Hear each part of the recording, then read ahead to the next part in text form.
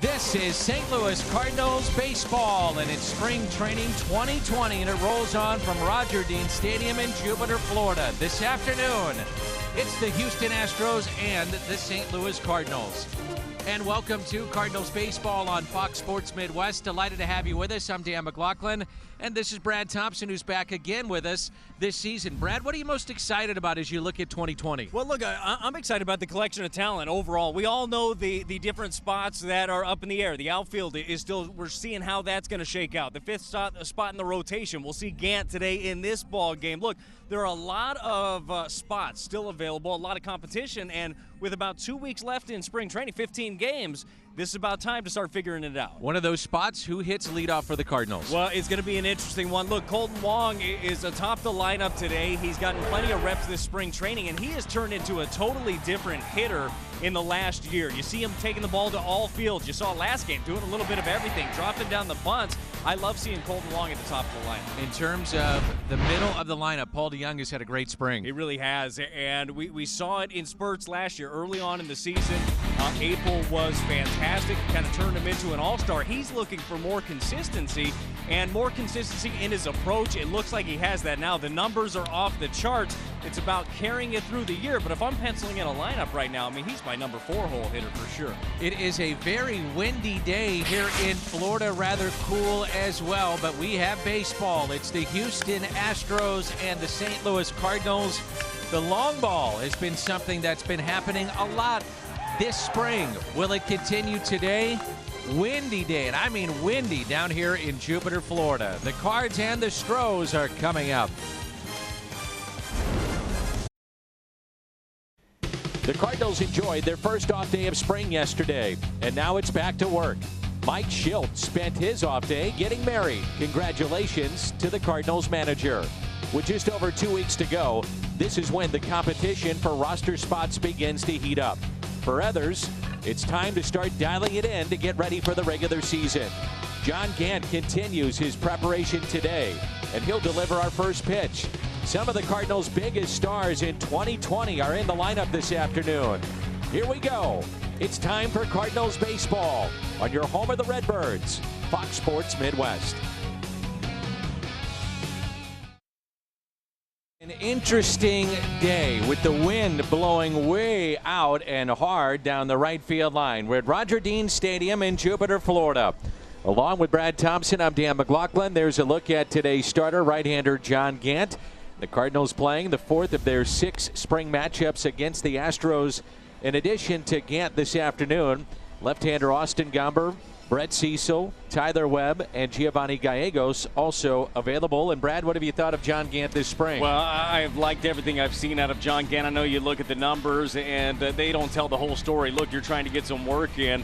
John Gant, we know how valuable he was out of the bullpen last year for the Cardinals, but this is where his heart is. Like, he wants to start, he wants to compete, he wants to battle for this job right here. The 5th spot in the rotation, kind of still up in the air. A lot of great guys out there fighting for it, and yet another opportunity for John Gant. Take a look at Dusty Baker's lineup. Josh Reddick, Jose Altuve, and Kyle Tucker, Yuli Gurriel, Carlos Correa, Aledmys Diaz, Martin Maldonado, Abraham Toro, and Drew Ferguson. The lineup for the Houston Astros. And time and again, they have been, especially their stars, greeted with boos. And the fans have not been real kind, even at their home ballpark, after what took place. What happened, Dan? In the news in this offseason. Oh, because they won the pennant. That wasn't the reason I was thinking, but we can believe that if we want. Let's go with it. It's going to be an interesting year for the Astros, no question. So here's Josh Reddick hitting an even 100, and the first pitch is fouled back, and we are underway. Some news for the Cardinals, and really surprising news. Jairo Munoz simply has left camp, went back home to the Dominican Republic. Mike Shildt even saying with the injury that he had suffered, which was a pop hamstring, and there's the first out, that he would have had a chance to have an inside track for a spot, but he has been given his release, no longer with the club. Let's take a look at Mike's defense today. Tyler O'Neill in left, Lane Thomas in center, Dexter Fowler is in right, Carpenter, DeYoung, Wong, Goldschmidt along the infield, Wieters behind the plate, and Jose Altuve greeted with boos. You know, I'm kind of picking up what you were talking about There before, yeah. with the crowd. And this is in front of a few thousand people. Imagine the season. Altuve puts it on the ground and a hop to Paul DeJong, 2 away. That's 2 batters in a row that Gant has gotten Reddick and Altuve just out in front, weak ground balls. And that's his game. Look, John Gant can go get his strikeouts, and he gets you to 2 strikes. He can bury you. But what I love about him is how efficient he can be, whether that's in the bullpen or in the rotation. He can get outs in a hurry. Here's Kyle Tucker, the left fielder today. Does have 1 home run. He's driven in 3, 158 the average this spring.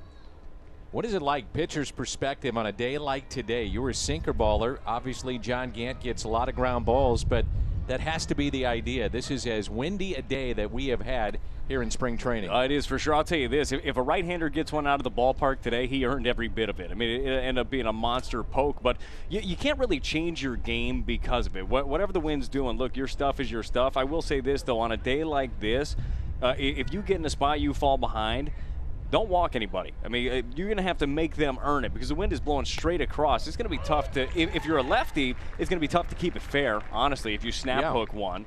And right-hander, if you hit the ball into the wind, it's going to die. So the big key is just go right after the opposition on a day like this. We're watching BP with the Cardinals, and all the right-handers, by design, they're trying to take the ball the other way. But even when they got one up in the air, it was either going to be a foul ball or a home run. Yep. I mean, they were all trying to get it up in the air during BP.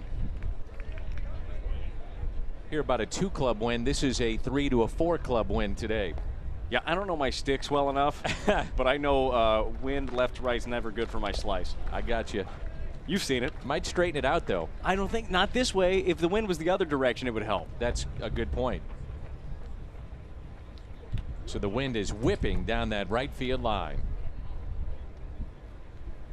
Well, and that's the thing. Days like this are interesting, right? But it's a great test for your outfielders. You're going to have days like this during the season, especially early in the season. Cold places, winds whipping.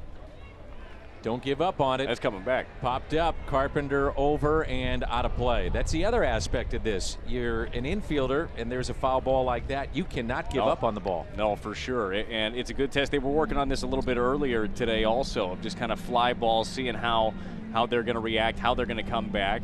And you know how it is down here in Jupiter. You've been down here the whole spring. You've been down here for many years. The wind can shift dramatically in the course of a ball game. So you really got to pay attention to where the flags are. I always say that at Wrigley, every inning you've got to look when you're at Wrigley Field of where the wind is blowing, and that's the kind of day that we have today. Again, popped up, and that'll find the seats and out of play. Going back to Jairo Munoz for a moment, John Mozeliak also addressing the media, saying in his time of being a GM or president of baseball operations, he's never seen a player just up and leave camp, and no word from him. They had an MRI scheduled for him, didn't show up. They didn't know what was going on and talked to his agent, and that was it. Yeah, apparently frustration in the last year plus of how he's being utilized. Frustration from Munoz. And I mean, I don't know. I would never think about up and leaving, but maybe he just got to the point where he said, you know what, got this little injury. I don't like what my role is looking like. Look, the Cardinals went out and signed Brad Miller as well. You kind of knew that. And by the way, he's still dealing with the back. They're hoping in the next couple of days that he'll be right. But it was getting tighter and tighter. His role looked like it was going to be more restricted than it has been in the past. And apparently Munoz didn't like that or want to accept that. And yet I would say, and this is Yuli Gurriel, with the 26th man added to rosters this year in Major League Baseball, you would think that his position may have been solidified with a healthy camp. Well, so and he was playing well, too. Yeah, absolutely. He was getting some of the more prominent at-bats in this spring. And the 1-0 pitch, Gant to Yuli Gurriel. Runner goes, and it's put on the ground, backhanded by DeJong across the diamond, and makes the play. Cardinals coming up in the home half of the first, and there's no score. No score. We're at the bottom of the first at Roger Dean Stadium. And the Cardinal lineup at the top, it is Colton Wong, solid camp. Then Carpenter and Goldschmidt, DeJong, Molina, Fowler, O'Neill, Wieters, and Thomas. Wong hitting .333, no home runs. He's driven in 1. And the Cardinals facing Brandon Belak pitched at the University of Notre Dame, the Fighting Irish, and considered a top prospect in their organization. 1 ball and 1 strike. Yeah, Belak, one of those guys where he doesn't have one offering that you say, all right, well, that's the pitch, that's his thing, that's overpowering. But what he does have, he's got a 4-pitch mix that he feels really comfortable throwing. Find it interesting down here in spring, first few games, teams were shifting on Colton Long. 3 infielders on the right side, and you do not see that anymore. They're more straight up. Well, how much did we see that last year, especially down the stretch? Teams finally decided, well, if Colton's going to shoot one the other way all the time and get a double, we got to play him more honest. Well, all that's going to do is end up opening up the right side as Belak catches him looking here. In steps Carpenter, and the defense for the Astros with Tucker, Ferguson, Reddick in the outfield. Toro, Correa, Diaz, Gurriel along the infield, and Martin Maldonado is behind the plate. Matt Carpenter batting .273 this spring. 1 home run. He's driven in 2. Many of the Cardinals have made a conscious effort, especially the 2 here at the top, Wong and Carpenter, going the other way. Yeah, I was down here first week of spring training and watching Matt Carpenter in one of first full camp BPs that he was taking. There was an effort of just shooting the ball that way, but a different kind. Remember last year we'd see him kind of lay down the bat and almost serve it out into left field. I mean, this is about driving the ball again. Everybody knows what Matt Carpenter looks like when he's at his best. He can pull the ball and he can hit big-time home runs. We saw 36 bombs 2 years ago. But he's still got gap-to-gap power, and it's about getting back to that approach and kind of taking what the pitcher is giving you. And the 0-2 taken high. Now a shift that we saw used against him time and again. This one coming with 2 strikes, 1 and 2. Outfield is straight away. They're deep for Matt Carpenter. And he pulled the string, back-to-back Ks.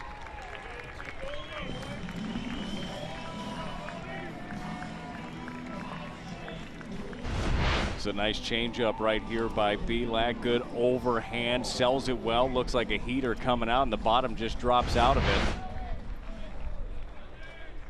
Paul Goldschmidt, .267, 2 home runs and 2 driven in after 34 home runs a year ago. Good portion of those coming in the second half. And a fastball taken for a strike in 93.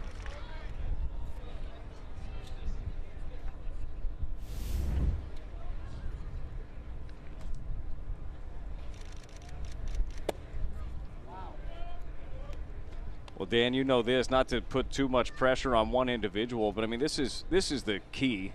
Number 46, Paul Goldschmidt. I mean, that's the key to your offense, him carrying you along the way. Plenty of other guys that are going to be in on this mix, but he's the guy that's you got to look to carry the freight.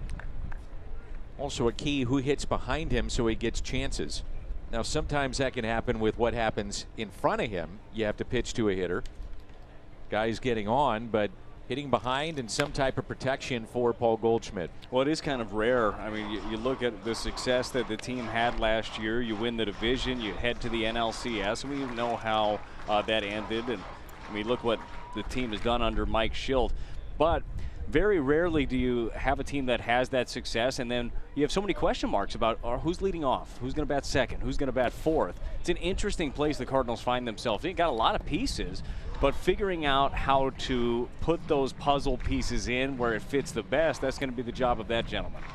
No Marcell Ozuna, signed with Atlanta. Jose Martinez traded to Tampa Bay. So an offense that struggled a year ago without 2 very good pieces removed. There's some pressure on this offense to find a different level than they were at a year ago. Cardinals go in order. Belak with a couple of strikeouts. Get back to work when we come back.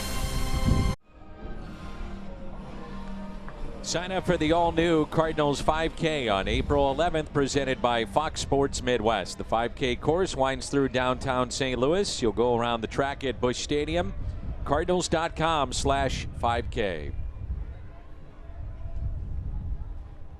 Cardinals went in order in the home half of the first. Carlos Correa, Aledmys Diaz, and Martin Maldonado.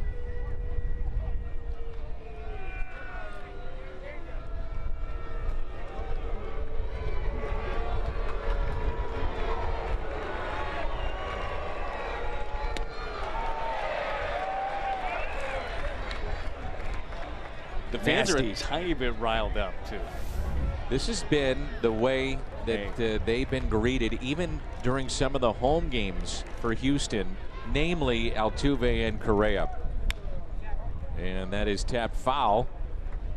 And yeah, it's 1 ball, 1 strike. I'm sure Bregman gets his as well. He gets his fair share, too. And with all due respect, rightfully so. You know, it kind of is what it is. And this is something, as a team, they're going to have to deal with. They're going to have to figure out. But home field advantage is going to mean a new thing for them this year.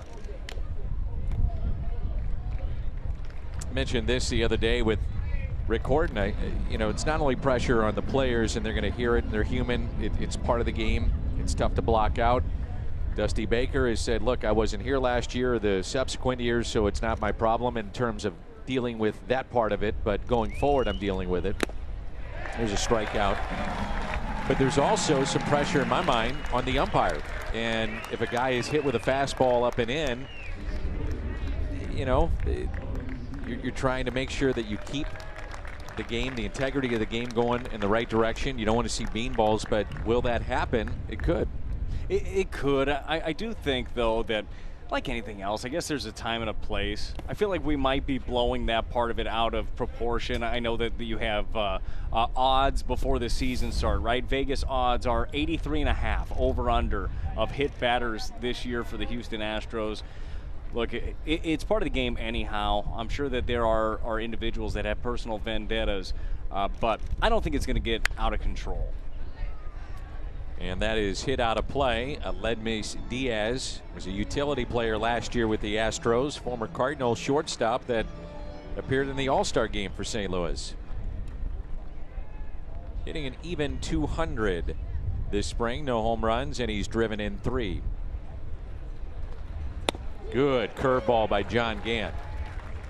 So, you know, we talk a lot about his changeup, the Vulcan grip, but he's got that curveball too, and he throws mid-90s. Yeah, he really does. And the great thing about John Gant is this whole arsenal, he uses that out of the pen as well. It's not just when he's starting. Late swing by Diaz, back-to-back Ks for John Gant. So it's twice in a row that Gant climbs the ladder to get the strikeout. Now we know that the trends here in baseball recently, it's been curveball, it's been fastball up, but he uses it late. It's not as much early on. See the success here as a starter and as a reliever for the Cardinals. 2 years ago, when he started 19 games for the Cardinals, he was a bit of a savior at that point. Michael Wacha went down with injury. John Gant stepped right in. Having that versatility and having guys that are able to do stuff like that, it's not as easy as some would think to be able to transition to that. But he went from that to the go-to guy in the bullpen last year. I mean, he served various roles and done so quite well. There's Martin Maldonado, and you mentioned versatility. The Cardinals have that. You think about Kim, you think about Alex Reyes, Daniel Ponce de Leon, Austin Gomber, John Gant. Any of those guys could be in your rotation or your bullpen. A lot of interchangeable pieces. And it's popped up and foul. I think the question is, when you're looking at it, and a lot of those guys you mentioned having very good camps, would likely be a part of things. We're going to see Austin Gomber in the ball game today, you know, more than likely. Gomber's throwing well. Ponce is throwing well. Like all these guys right now, you think deserve to be on the team, but then you got to figure out, all right, well, where is my value? Is it fifth starter? Is it in the pen? Is it safety in AAA? Look at the wind. Take this all the way to Fowler, and it started basically in center field. That's the kind of wind we have today. St. Louis Cardinals baseball on Fox Sports Midwest is brought to you in part by Budweiser. Wherever legendary MLB moments happen, Budweiser will be there. By Shelter Insurance. For your auto, home, and life, we're your shield, we're your shelter. And by Ford, the official car and truck of the St. Louis Cardinals. Reminder that there are opening day, the home opener. Those tickets are still available at Cardinals.com. And the home opener, not too far away as we open up on the 26th in Cincinnati. Brad will be there, the Reds, and a retooled Reds ball club. And this is Paul DeYoung, who's had a sensational spring, hitting .500, 4 home runs, and has driven in 8.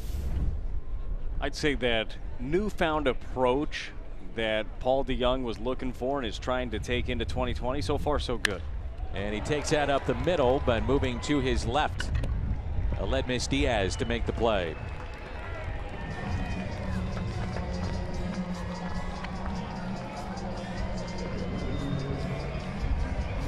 The designated hitter today is Yadier Molina. A couple more days and we will see the end of the DH in these games, and the pitchers will start to bat for themselves as they prepare for opening day. So 1 out. That's 4 up and 4 down for this right-hander. Brandon Bielak.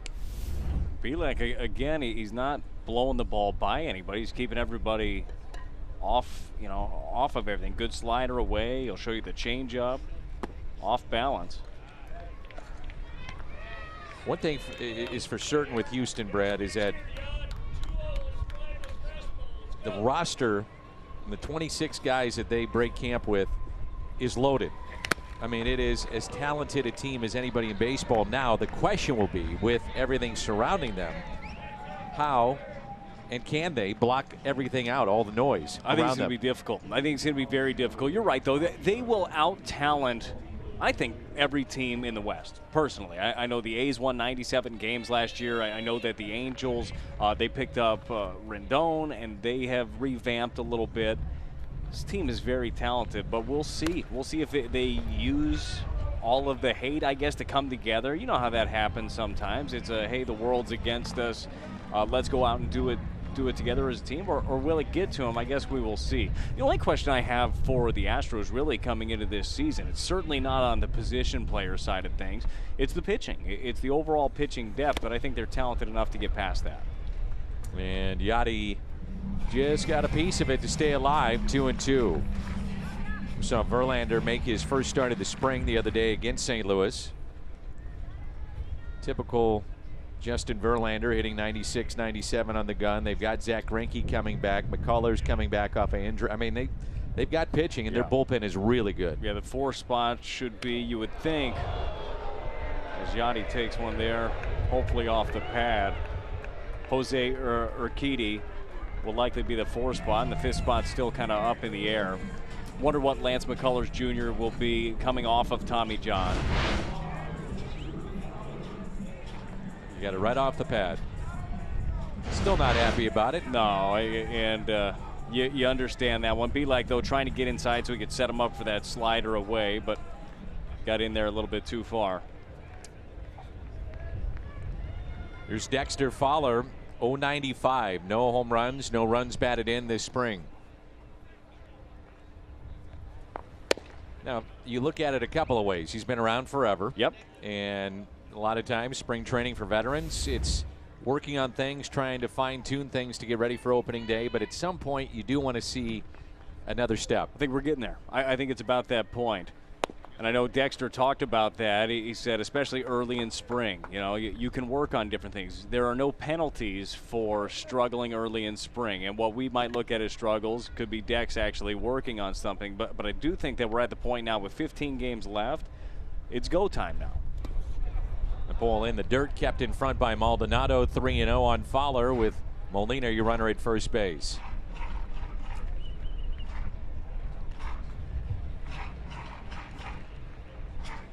Bielak was pinpoint for the first few batters of the game. Then he hits Yadi, and now 3-0 here on Dexter Fowler. A drastic turnaround for Dex in 2019. 2018 was a year to forget, but hopefully for Dex, and that's what you're looking for him. Not necessarily he's going to be drawing 4-pitch walks all the time, but it's about getting on base. It's about getting out there, getting the wheels moving. Dex last year had so many at-bats where he might start off in a hole. It was 0-2, 1-2, and then 10 pitch later he draws a walk. Like there's so much value in that. But the Cardinals have a lot of outfielders, a lot of young outfielders that are pushing the envelope right now. There's Tyler O'Neill. I know a lot of fans curious about O'Neill. Dylan Carlson, who's had an incredible camp. Lane Thomas, Bader, Fowler. How do you size up what's happening in the Cardinals outfield? Well, I think that you have to be excited about it. I mean, you have to be pumped up about what everybody's doing. And for me, look, Tyler O'Neill has all the upside in the world. I mean, this guy could do a lot for you. It's about pitch recognition, which, by the way, has been a lot better a lot of walks so far this spring. You like seeing that. I like seeing him lay off breaking balls away right there. Dylan Carlson, I don't know what else you could ask for out of this kid so far. I mean, he has answered every bell. Dylan Carlson knows exactly what he has to do this spring. Like, he has to do something incredibly special to be able to break with the camp, and all he's done to this point is done things that are incredibly special in every aspect. Here's a 1-1 pitch to O'Neill. John Mozeliak was asked about that this morning. He said, well, quite simply, he's made it tough on us. Yeah. And that's a good thing. It is. That's what you want as a general manager or president of baseball operations, as a manager of a ball club.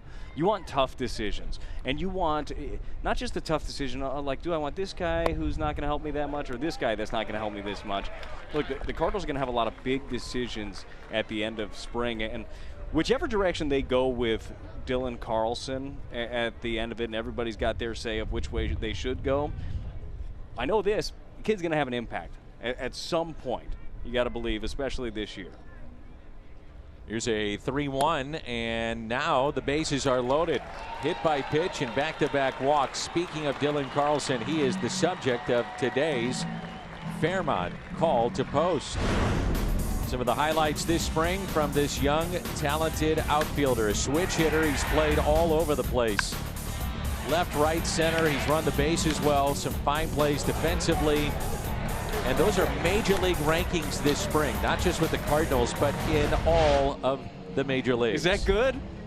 That's making it tough on John Mozeliak. It is. And we saw, not to this extent, but we saw him tear up spring training last year as well. You kind of forget when you watch him. At the end, you've spent a lot of time around Dylan Carlson. You forget how young he is, really. The way that he carries himself, not only on the field, not in the box, not just in the outfield, but just in general. Like, you feel like he's been around for a really long time. Like, he's got it figured out. He's got it. Yes.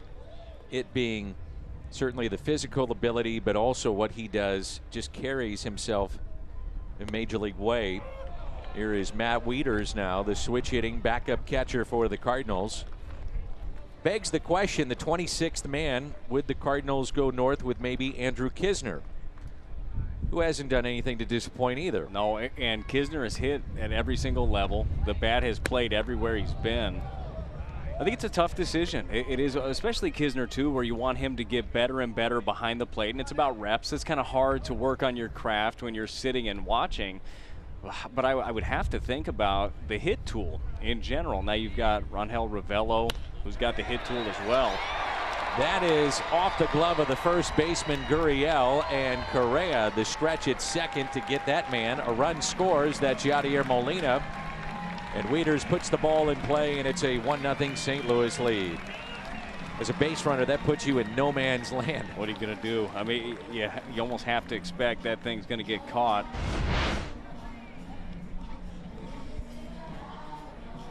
Yeah, can't do much. You just hope it squeaks through. It doesn't there, and get one in, though.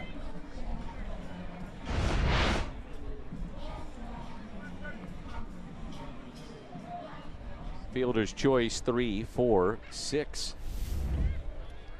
Here's Lane Thomas. And anytime that Mike Schilt is asked about Dylan Carlson or John Mozeliak, they also point to, hey, don't overlook Lane Thomas. We like his camp. We like what he's doing. 250, couple of home runs, driven in 5.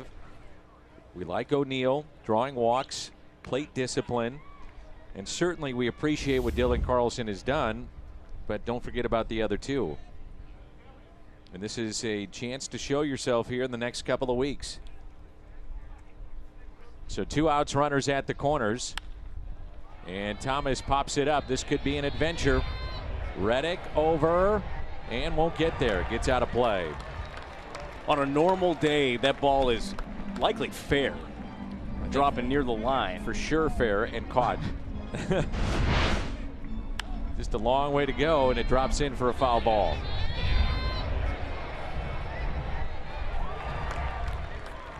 He gets himself another life here. We'll see what he's able to do with it. Lane Thomas, you just mentioned all the guys that are in the mix. think it helps out too having Lane Thomas get that kind of audition last year at the big league level and showed up. I mean, he was in there until getting hit by the hand that ended his season. Had very good numbers at the major league level. And the 1-1 taken for a strike. This could be a dangerous day for a right fielder because the bullpens are in play. Major league fields do not have that. Even in San Francisco, that'll change this year where the bullpens will be in left center field. Runner goes. That is Wieters. He winds up at second base, and runners at second and third with 2 down.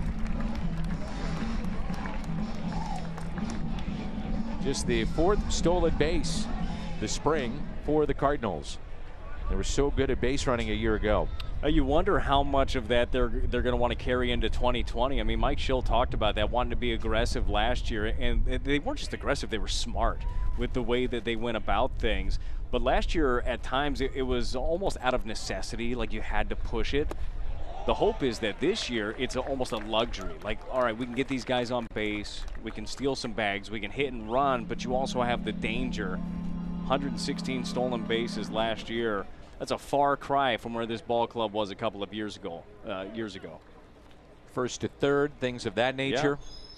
Seen a lot of that so far early in camp too. The attention to it. I know that for some is kind of like a boring thing, or maybe it's expected, and it should be expected, honestly. But it's an important thing. Strikeout of Thomas. Cardinals pick up a run, and they pick up an early lead.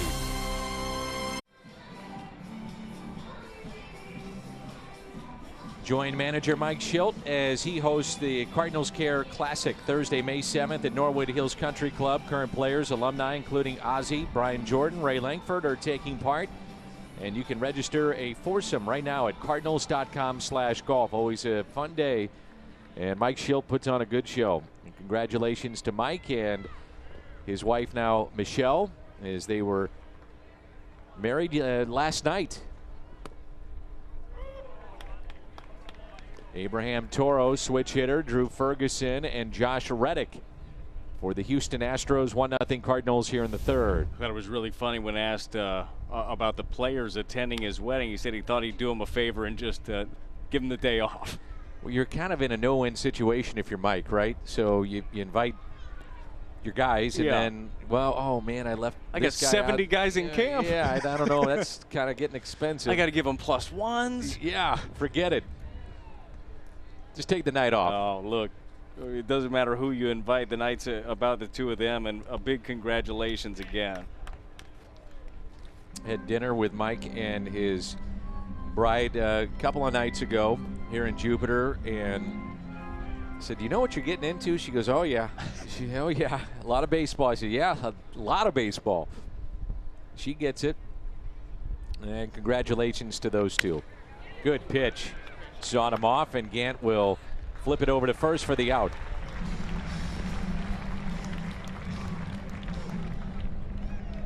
Drew Ferguson will be the batter. Well, I love stuff like this. You see Wieters setting up there on the inner half and just eats him up. Gets almost every bit of that handle.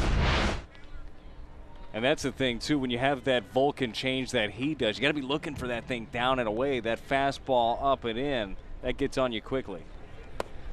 And a ball taken by the 9th place batter, Drew Ferguson. Center fielder today, and then we'll see Josh Reddick. Big crowd today here at Roger Dean Stadium.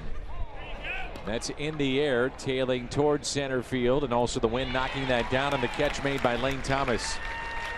It's going to be tough to get one out today in that part of the ballpark. For sure. Look, that's another one on a given normal day. Maybe that does end up reaching the gap. He hits this one pretty well, but Lane does a good job of staying with it.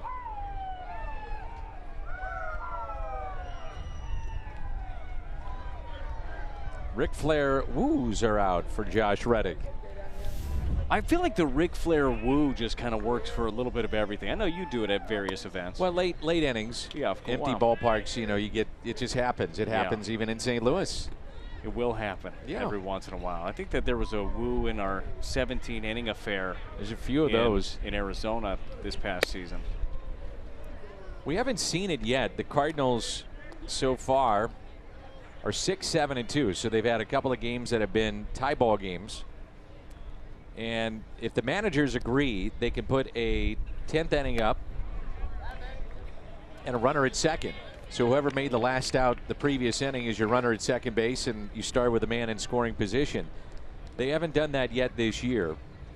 And maybe during that 17-inning game in Arizona, they would have loved to have had that. I'm not sure I like that. I don't like it. I don't. As tough as it is on the players to play 17 innings and fans to stay up and watch 17 innings, and we were getting plenty of tweets throughout the game. There were a lot of people riding it out with us. I don't know, it just doesn't feel right to me. I do think this, and there have been a lot of changes in baseball here recently, Dan, that some people are for, some people are against. I know this. At the end of it, baseball's still going to be baseball. It kind of is what it is. We can't do much about the rule changes, whatever they might be. So the game is still going to be just fine. I think that we're just going to have to adapt to a few things.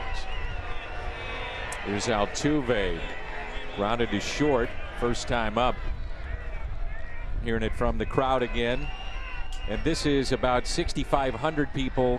And on opening day, that's going to change real quickly for the Astros when you've got 35, 40,000. They will not face the Yankees, by the way, if you're wondering, in New York until the final week of the regular season. They will go to New York, though, in interleague play to take on the Mets. Might be time for a Yankee road trip. Uh-huh.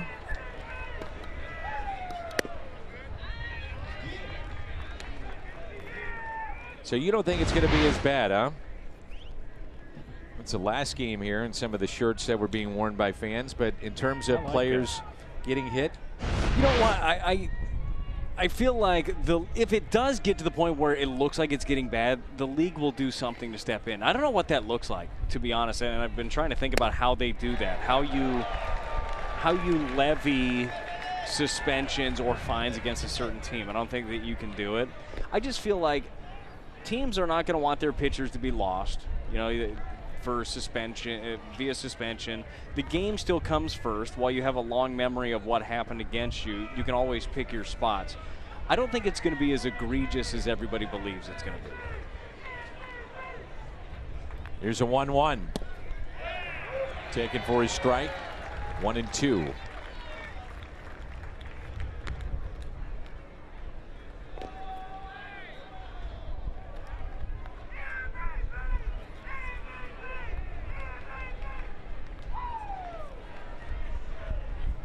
No hits in this game. We've had 4 walks, a hit batter. 1 ball and 2 strikes on Altuve. Runner at first is Josh Reddick. Kept in front.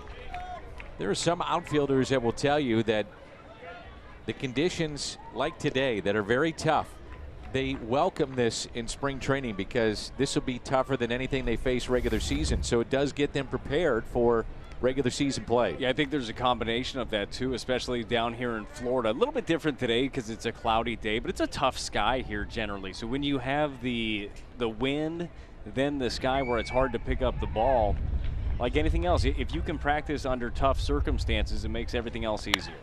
And Altuve gets one in the wind out to deep left field. It's knocked down, and the catch is made by Tyler O'Neill. Again, congratulations to Mike and Michelle. Married last night.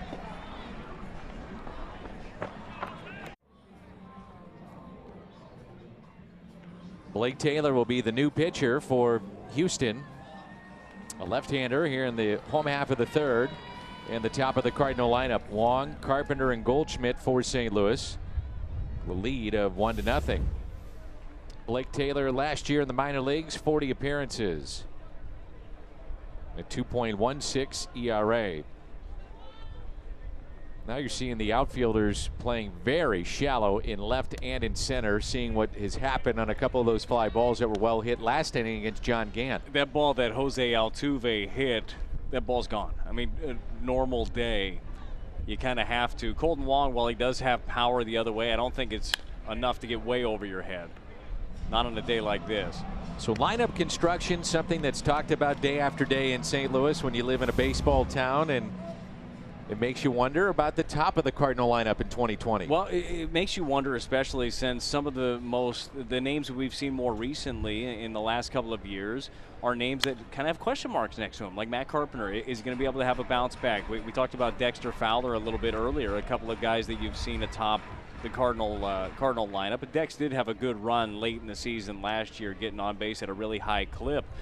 But Colton Wong is very interesting to me, and he's gotten plenty of reps in the leadoff spot so far this spring. The fact that he's able to drive the ball all over the ballpark now, he's not caught up in that, hey, I want to be a power guy like everybody else. He's got power. He's got plenty of it, but he doesn't have to show it at all times. He handles the bat well. He can lay down a bunt, which is kind of a lost craft, honestly. And he chased that pitch and strikes out.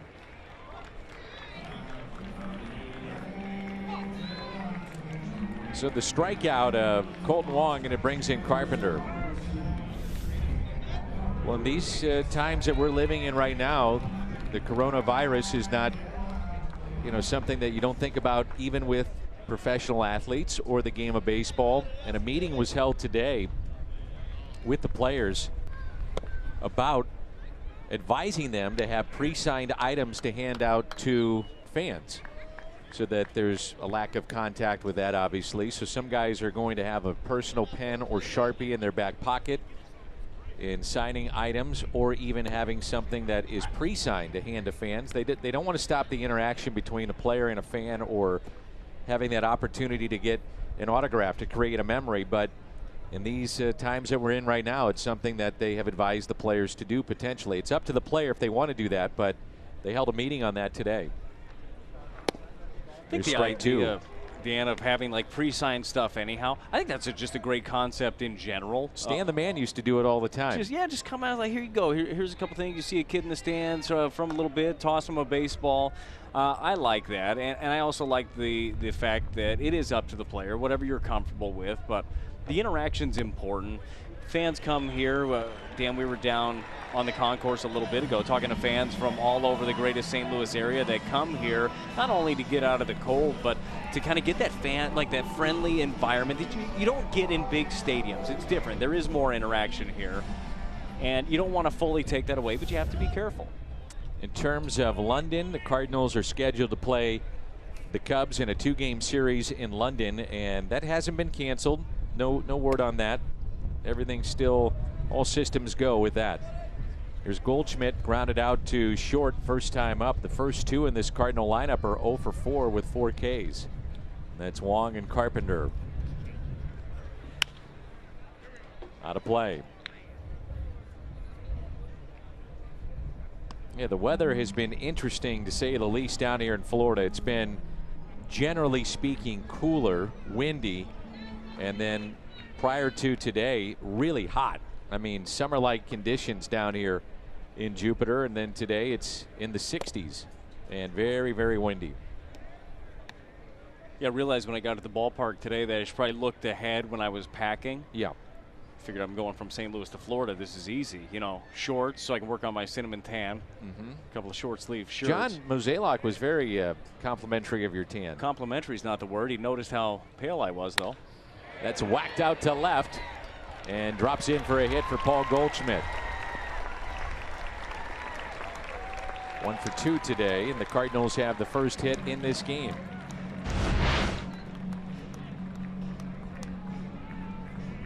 Just a good swing right here, balanced, and get something started here. You hope for the Cardinals as Paul DeYoung, who's having himself a hot spring, steps up. DeYoung grounded out to second, first time up. He's tried to take the ball up the middle, and they've got a shift on for DeYoung, and they do here.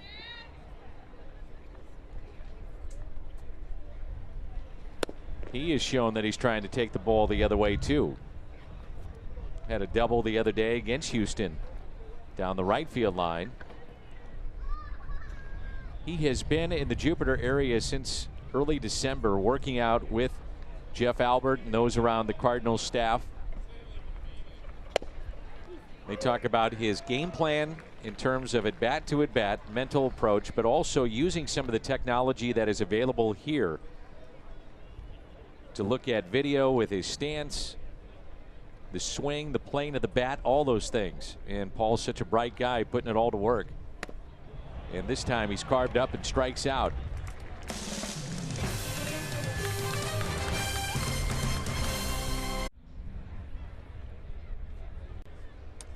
One to nothing. Cardinals with a lead in the top of the fourth from Roger Dean Stadium here in Jupiter, Florida.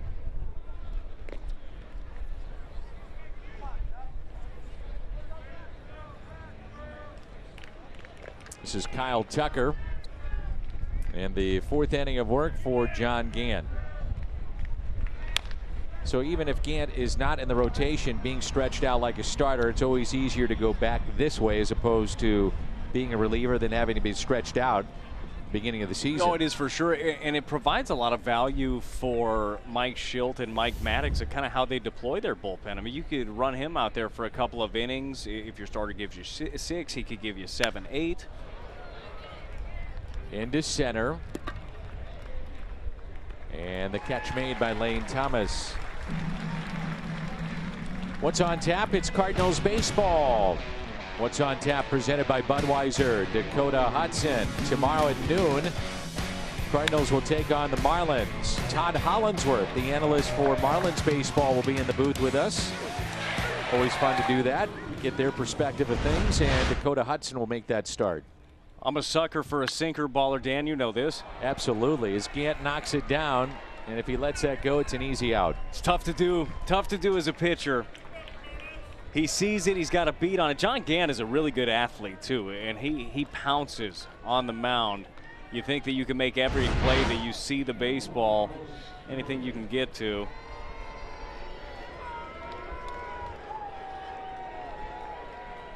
Key is for Gant, just get yourself another one of those ground balls.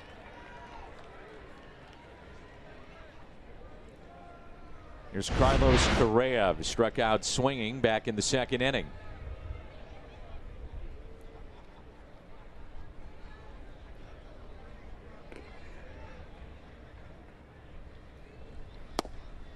And there's strike one.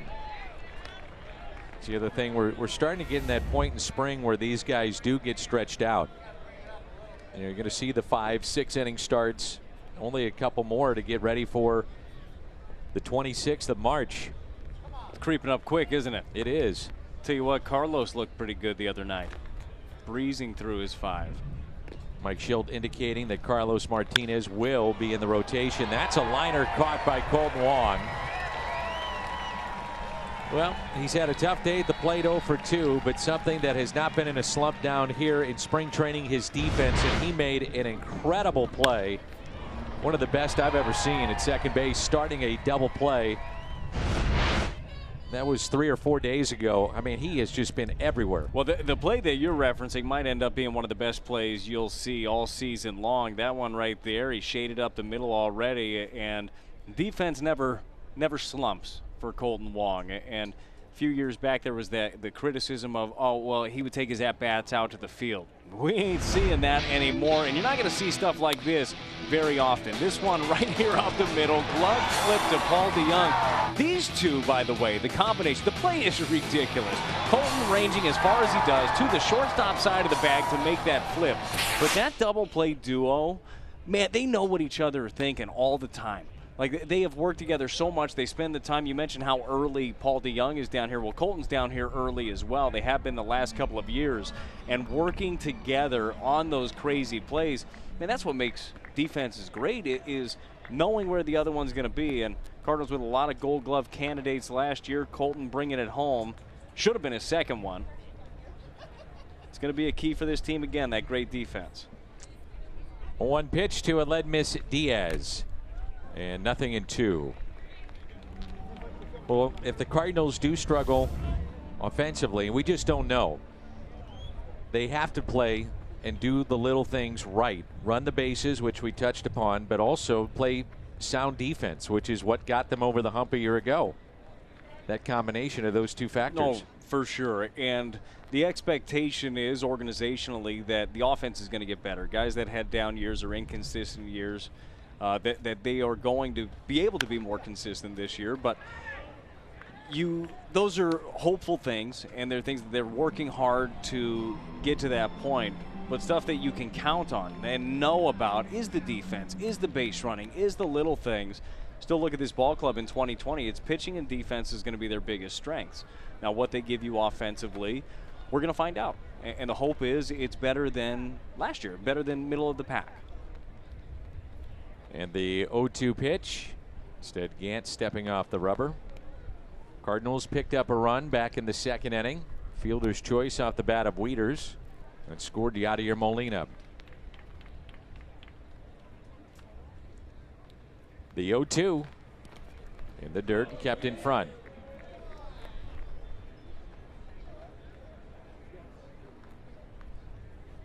Cardinals with a shift on the left side of the infield. The major league average on ground balls hit put in play last year was 239. And so you understand why hitters talk about launch angle, getting the ball in the air. It's trying to avoid, many ways the infield, but also create damage. Yeah, no, it makes sense. I do think, though, the idea of the two-strike approach has been lost as well. There are times when there's a lot of value in just putting the ball in play and making something happen. And I think we've lost a little bit of that. Now, I don't expect everybody to have that two-strike approach. If you're a guy that hits 30 to 40 bombs a year, look, you do your thing, and you'll figure it out. But knowing who you are as a hitter is really important. The tying run now in scoring position. Austin Gomber begins to get loose in the Cardinal bullpen.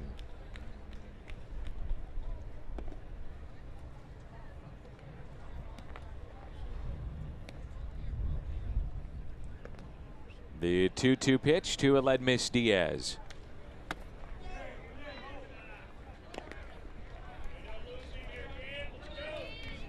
There's a look at Gomber, who's had a very good camp and back healthy. So you were saying the other day, I just want to show everybody I'm healthy. Yes, it's big. Well, you remember last year he had the shoulder issue, and early on we heard, all right, well, he's going to miss a few starts, and it's turned into a month, and then it ended up being 5 months on the shelf. And he was healthy at the end of the season when he came back, but nowhere to play. Good pitch right there. The strikeout for John Gant. His third of the afternoon. Theme tickets are on sale now and feature new themes and returning favorites, including John Daly Night, Friends Night, Star Wars Night, Margaritaville Night, Grateful Dead Night, and many more. For details, visit cardinals.com/theme. Mentioned that Jairo Munoz has left the club and then was released. Cardinals cut 13 players from camp. And those that will be in the minor league camp, which begins next week. Also, the season will get going a little bit earlier next year in terms of spring camp for some. And this is Roberto Osuna, the outstanding reliever for Houston. 0-1 pitch as Yadi hits it out of play. Barry Larkin will manage Team Brazil for the third time in the World Baseball Classic. Bruce Bochy to lead Team France. Former major leaguers Steve Finley, LaTroy Hawkins, they'll be coaches on Team Brazil.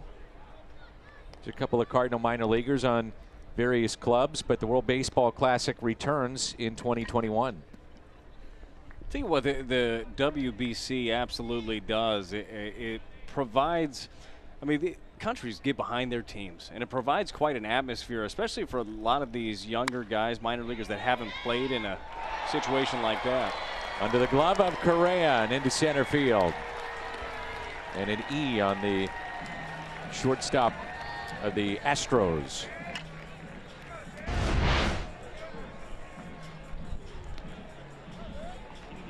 Correa waiting for a hop that never comes. That one just stays down.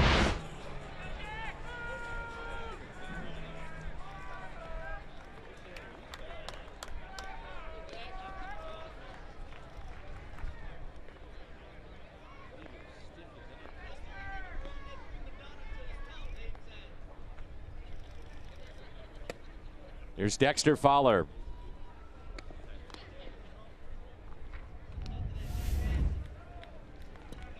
You see Stubby clap between pitches going in, talking to Yadier Molina.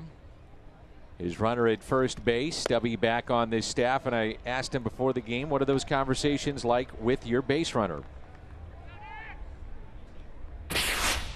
Number one, not getting him to talk to the first baseman. That's the first thing. Get him to pick up Pop, pick up the signs from Pop, and then pointing out different situations, the way the defense is laid out or outs, and reminding him not running the tags or taking a step back on line drives, stuff like that. Interesting. No time to chat. Cut the conversation with the opposition. Let's focus here. I asked him afterward, I said, were you serious about that? And he said, absolutely. Well, I think it goes back to a conversation we were having a few minutes ago about the details mean everything in the world for the Cardinals right now, right? So knowing where the outfielders are, knowing who's got the good arms, having those quick conversations with Stubby Clapp, and certainly it's more than just a conversation. It's the work that goes in beforehand. This stuff's important. You're not blowing the doors off of teams, or at least it doesn't look like you're going to. You got to be on all that stuff, and Stubby does a great job of making sure his guys know all the information they need. And a strikeout of Fowler. He's also got the stopwatch, and that is something that has been around the game forever, but he is timing the pitcher and his delivery to the plate. If you get to a certain number above or below that little guideline that they use, that will give them the opportunity to run. Yeah, and everybody, you know what people's times are coming in. I mean, look, there's not an aspect of this game that isn't chronicled nowadays, but you never know on a given day. If somebody is a little bit slower for some reason or another, you got to take advantage of it. Again, little things, and all it takes is a guy being a fraction of a second slower to the plate, the difference between you being safe and out. Strike two on O'Neill. Tyler walked his first time up back in the second inning. 0-2 the count. 1-0 Cardinals here in the bottom of the fourth. Molina at first after reaching on an error by Correa.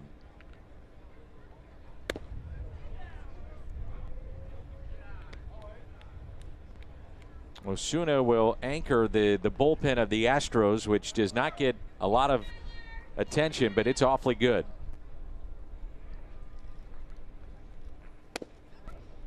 And a strikeout of O'Neill. Back-to-back Ks.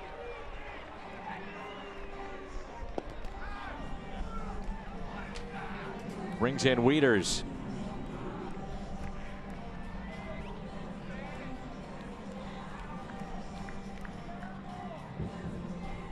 So the runner at first is Yadier Molina.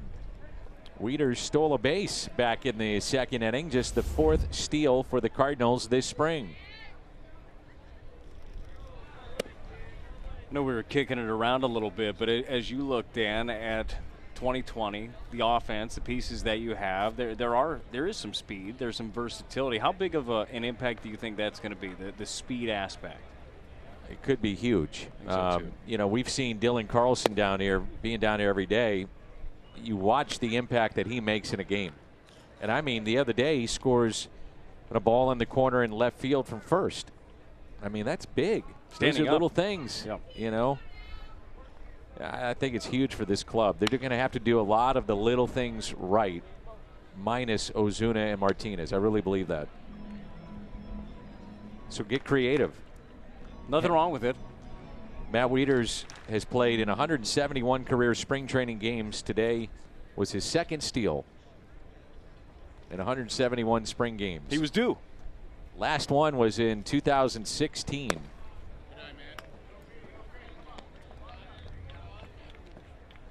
Here's another one of those veterans that when you see a shift against him, he's got an idea to try to go the other way. Does it all the time. Just you don't see him play every day. What a great pickup he was a year ago. Big time. It made all the sense in the world to bring him back this year. And I know that you can look at the overall numbers at the end of the year, and if you're just glossing over him and saying, yeah, it's fine. He had a huge impact. I mean, there were games that he won himself last year. It was a 3-1 changeup by Osuna. Nasty one, too. He's got some good stuff. He's showing you that fastball command, too, down in the zone. He got the call on O'Neill. Didn't get a call early on Wieters.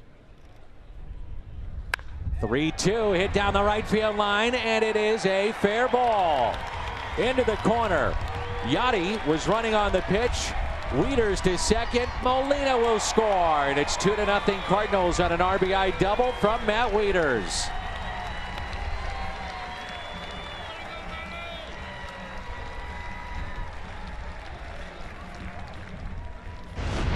Well, you know he hits this ball hard just to keep it fair. It has to be on a line. He turns on this thing, catches one that gets way more middle of the plate than Ozuna wants it to, and just keeps it right inside the line. Play well off the wall here, but Yachty right on the pitch. He is gone. He sees this thing down the line, and he turns on the afterburners.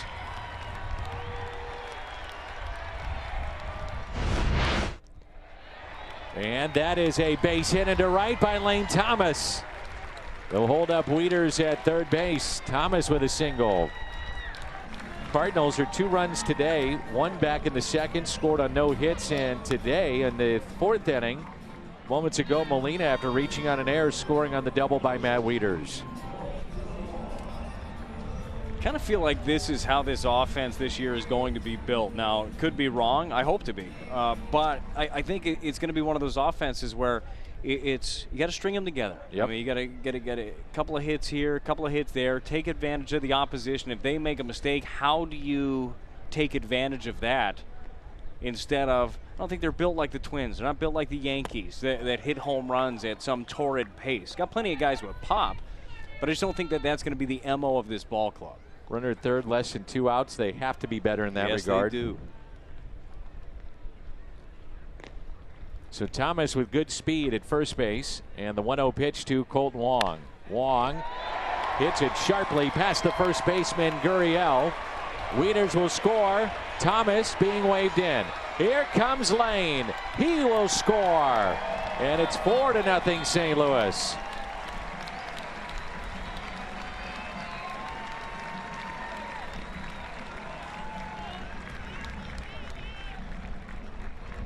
It's an RBI double for Colton Wong that scores 2. Hit the ball hard, good things happen. Colton pulls his hands in. This one's right on the inner half right there and just shoots it right through Gurriel, who wasn't quite ready for that one. Lane Thomas showing his speed, scoring from first. And now it's Matt Carpenter, who's 0 for 2 with a couple of strikeouts.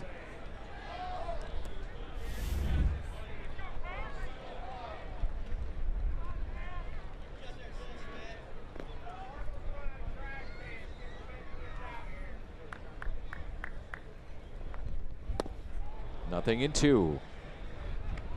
Good changeup right there.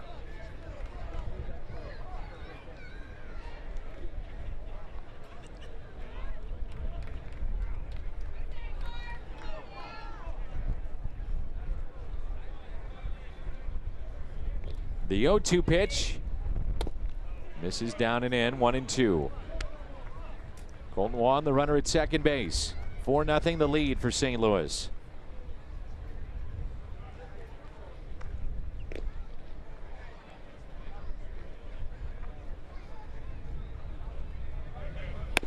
And Carpenter looks at a called third strike.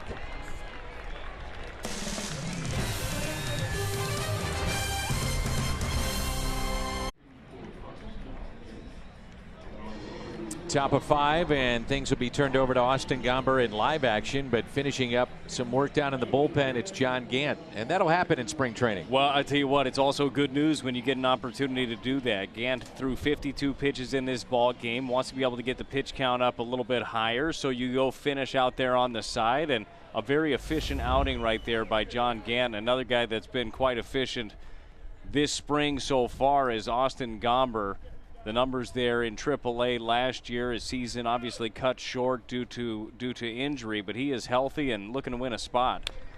And the first pitch tap foul by Martin Maldonado. 5th starter spot, and here you go. John Gant, some of the guys that you might think about: Daniel Ponce de Leon, Austin Gomber, Kim, and Ryan Helsley. Make a case for any one of them. I was just going to say, we were talking about making the outfield decision tough earlier, Dylan Carlson doing his thing, but you look at the overall numbers. We just saw what John Gant was able to do. You can't pick a wrong guy, really, at this point. Curveball hit on the ground, backhanded by DeYoung, and that's the first out. If you add it all up, that's 5 earned with that group in 32 2/3 innings. down here in spring. There's two take it. things that have stood out to me in this camp. One, the pitching of the Cardinals is really good and a lot of depth. And two, the youth that they have coming, because their minor league system, there are guys that we're seeing now, but we will not see in regular season play at the big league level. But they are good, really good, and they're coming, and coming fast. No, for sure. Look, we spent some time before this show talking about a couple of left-handers that kind of fit that bill. Zach Thompson, first rounder from a year ago. He has looked every bit of first rounder here.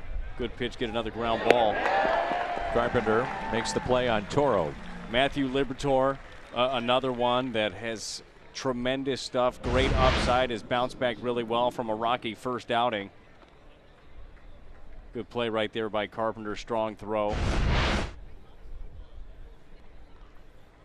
Liberatore did have that first outing, as you mentioned, kind of rough, and then after that, next time out was magnificent. And Zach Thompson is the first-round pick from a year ago that pitched at Kentucky. And you just look at certain players and how they carry themselves and repeatable delivery with him. I know that's something you've noticed. He looks the part. I really do. I got a chance to see his first live BP of the spring against hitters. And I was impressed not only with just his delivery, because I like that. I like seeing a guy, especially that young, that has it all together and can repeat. But the swings that he was getting from big league guys were impressive. Like you could tell that the ball was jumping on him. His breaking balls got late bite. A lot to be excited about for the future of the Cardinals. Inside. Gomber's got the first two with ground balls. Speaking of deliveries, another guy that, Gomber's a big fella. He's got his mechanics ironed out. I mean, he can spot up his fastball. The breaking ball is about as good as we've seen down here. And another guy that's easy to root for. He came up a couple of years ago. We all remember the debut and then, the fire alarm, which happens all the time.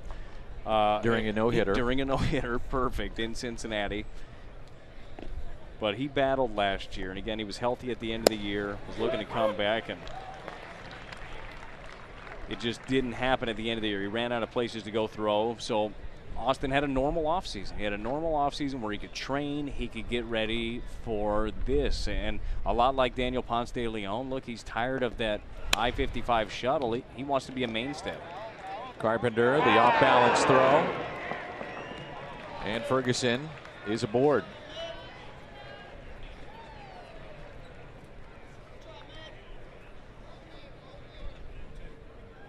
Well, Carpenter was able to make that throw last time. Ferguson cruising a little bit more, didn't have as much time. And a throw just runs it up the line.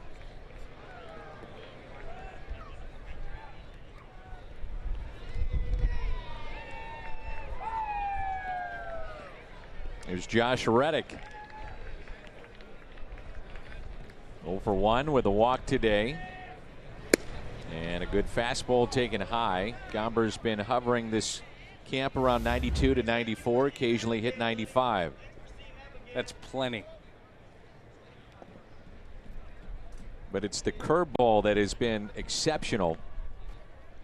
And he's also mixing in, he was telling me the other day, he's got a slider that he's been tinkering with and getting outs with. And he said, I'm really excited about that pitch. Yeah, I think you saw a little bit of it right there. And it's just, it's a different profile. So it's good to have the big overhand breaking ball is devastating for him. But if you can have something that comes out of your hand and looks like that fastball and then has that diving motion, it's going to make him even more dangerous. He said that's the difference. He said, I've had a cutter, but the cutter is going to stay for him, he said, more on a level plane, which a lot do. It's just a little different look. What you want a little downward tilt, where he said the slider is getting him a lot of downward tilt. See, I like that. And he still has the ability to throw the slider hard, but if you can throw something that moves on two planes, vertically and horizontally, you think about the bat path trying to come through and trying to catch something like that square, it's more difficult. A lot of times with a true cutter, while it can be wildly effective, I think that Mariano Rivera showed us that, and many others, if you have somebody fooled a little bit, they can still barrel it just due to the fact that it stays on that same plane, doesn't have that vertical drop to it. 2-1 is hit out of play. 2 balls and 2 strikes.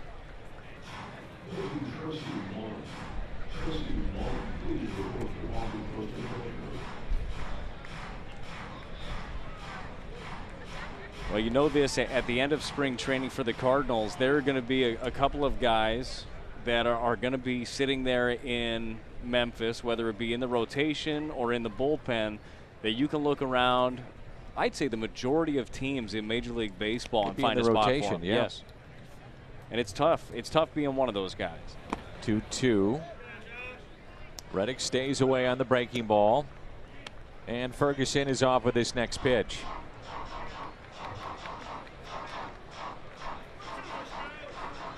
Runner at first and 2 down here in the top of the 5th.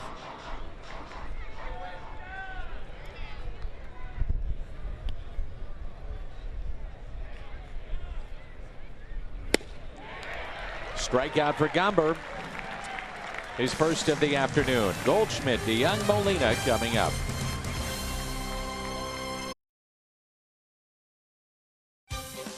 St. Louis Cardinals baseball on Fox Sports Midwest is brought to you in part by Budweiser. Wherever legendary MLB moments happen, Budweiser will be there. By Hyundai. Visit your local St. Louis Hyundai dealer and test drive a Hyundai today. And by Great Southern Bank. Understanding what really matters.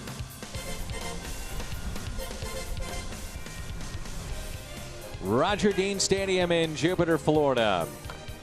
Ryan Presley is the new pitcher for Houston. A 4-0 St. Louis lead as Goldschmidt hits a high, towering fly ball into right center. And 1 pitch, 1 away. Ryan Presley has pitched with the Red Sox, the Twins, and Houston.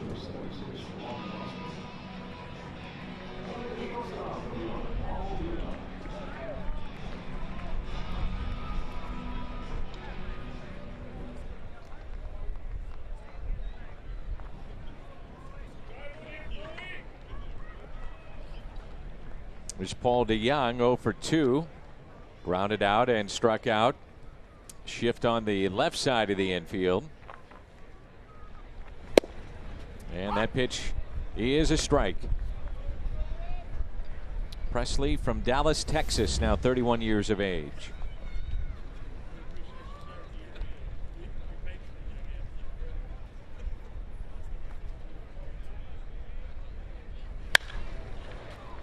In the air down the right field line and out of play.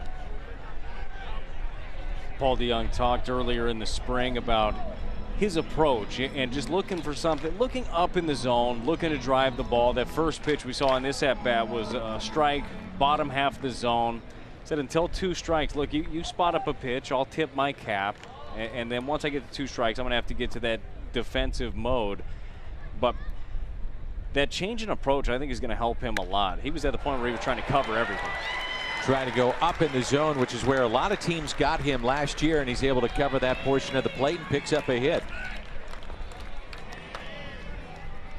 Yachty coming up, and last time he was on base via an error, and then he scores on a 3-2 pitch, and this double hit by Matt Wieters. Couple of catchers running. I love it. Look, you can't stop speed, first of all. We all know that.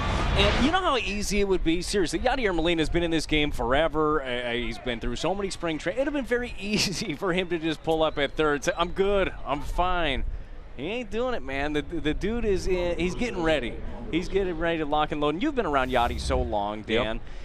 I think he's moving as well as he ever has in this camp. And I think that we talked about this last year too, but maybe the energy's even more so this year. He is loving playing the game of baseball. Like, he's so excited about just being around it, and you feel like he can taste it. Like, he can taste that he's got an opportunity here to do something special, and he wants to do it again. I usually watch him and his mannerisms, his body, and if he's jumping around like he is, like this camp has been, he knows they have a pretty good team. I've been around him at other times when I see him, he's like, oh, I don't know. You know, you think he knows the team as well as anybody, as well as Mike Schilt. Well, he there are a few guys on this team that have been through a lot. Obviously, him and Waino together have seen plenty of successes, but you get that taste again last year. After 3 years of not going to the postseason, you get there, you win a round, you get to the NLCS. Like, you're just a couple of wins away from that World Series again. He wants that. He wants that badly, and everybody does. But it is different when you've tasted it before and you know what it's all about. He is one shy of 10 Gold Gloves, and I think that would be another real good benchmark on his resume for the Hall of Fame, if it isn't already solidified. But he's going to go into the top 3 all-time games played in Cardinals history coming up. That was very close at first. And then he's going to move in the top 6 or 5, I believe, in catchers' innings caught. And up next, it's Jason Kendall.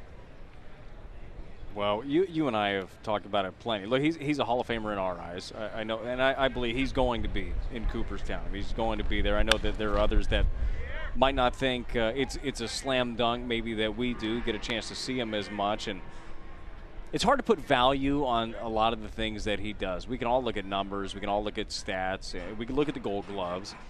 But the value that he serves to the young pitchers, the staffs in general, basically being another coach on the field with the guys, it's next level.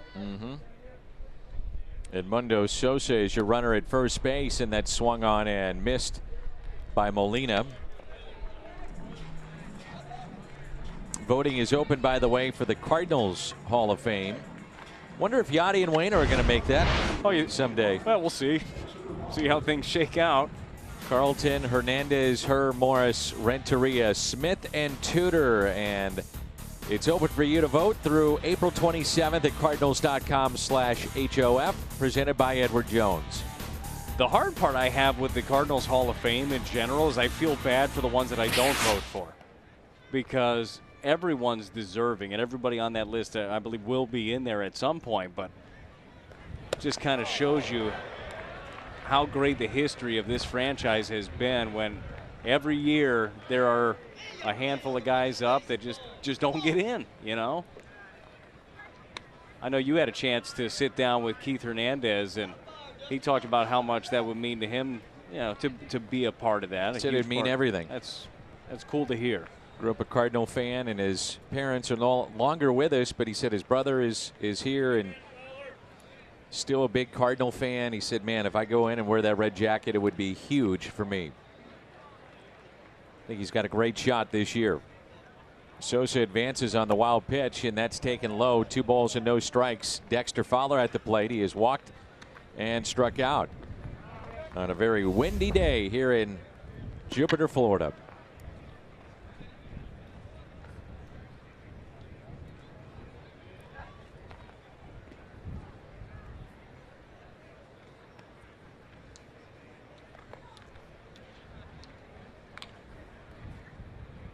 The 2-0. Sosa stays put. Edmundo Sosa now with Munoz out of the picture.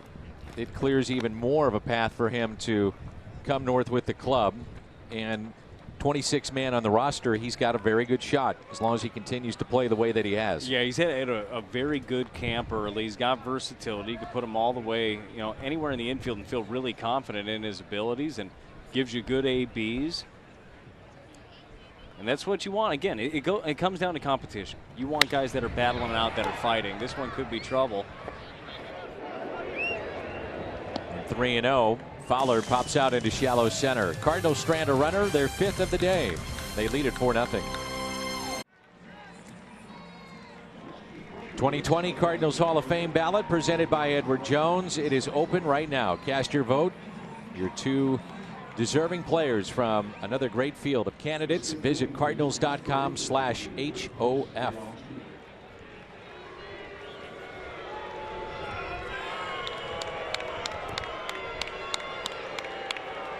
Make sure you pick the right one.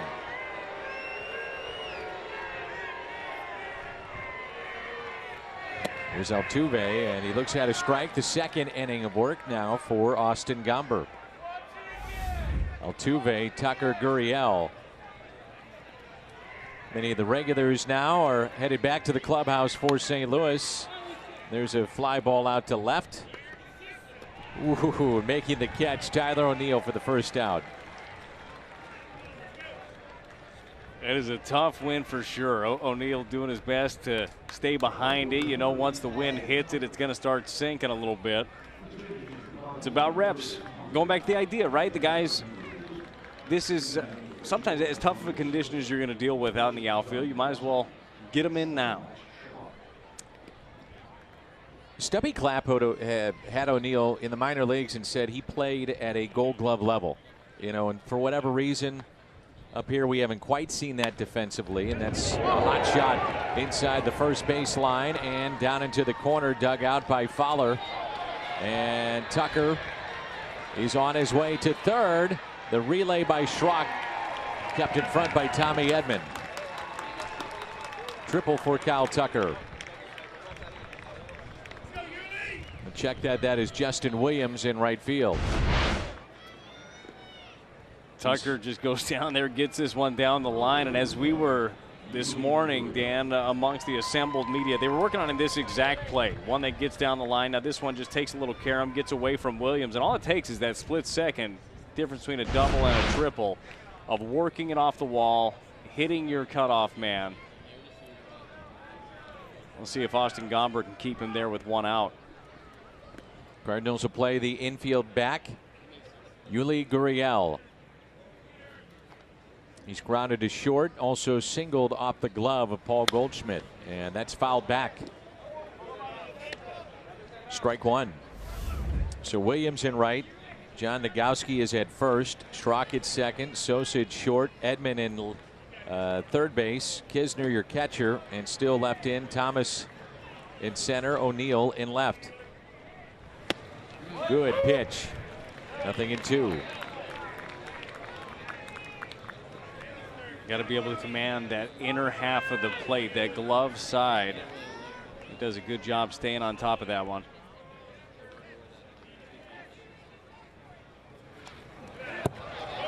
Gets through, and a run will score.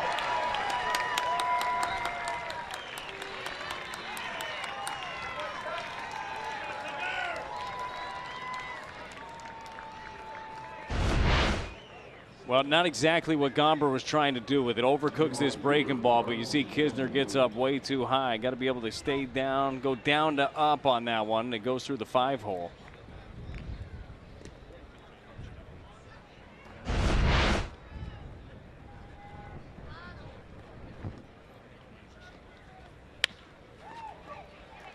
There's Sosa deep in the hole, shows off the arm. Nice play.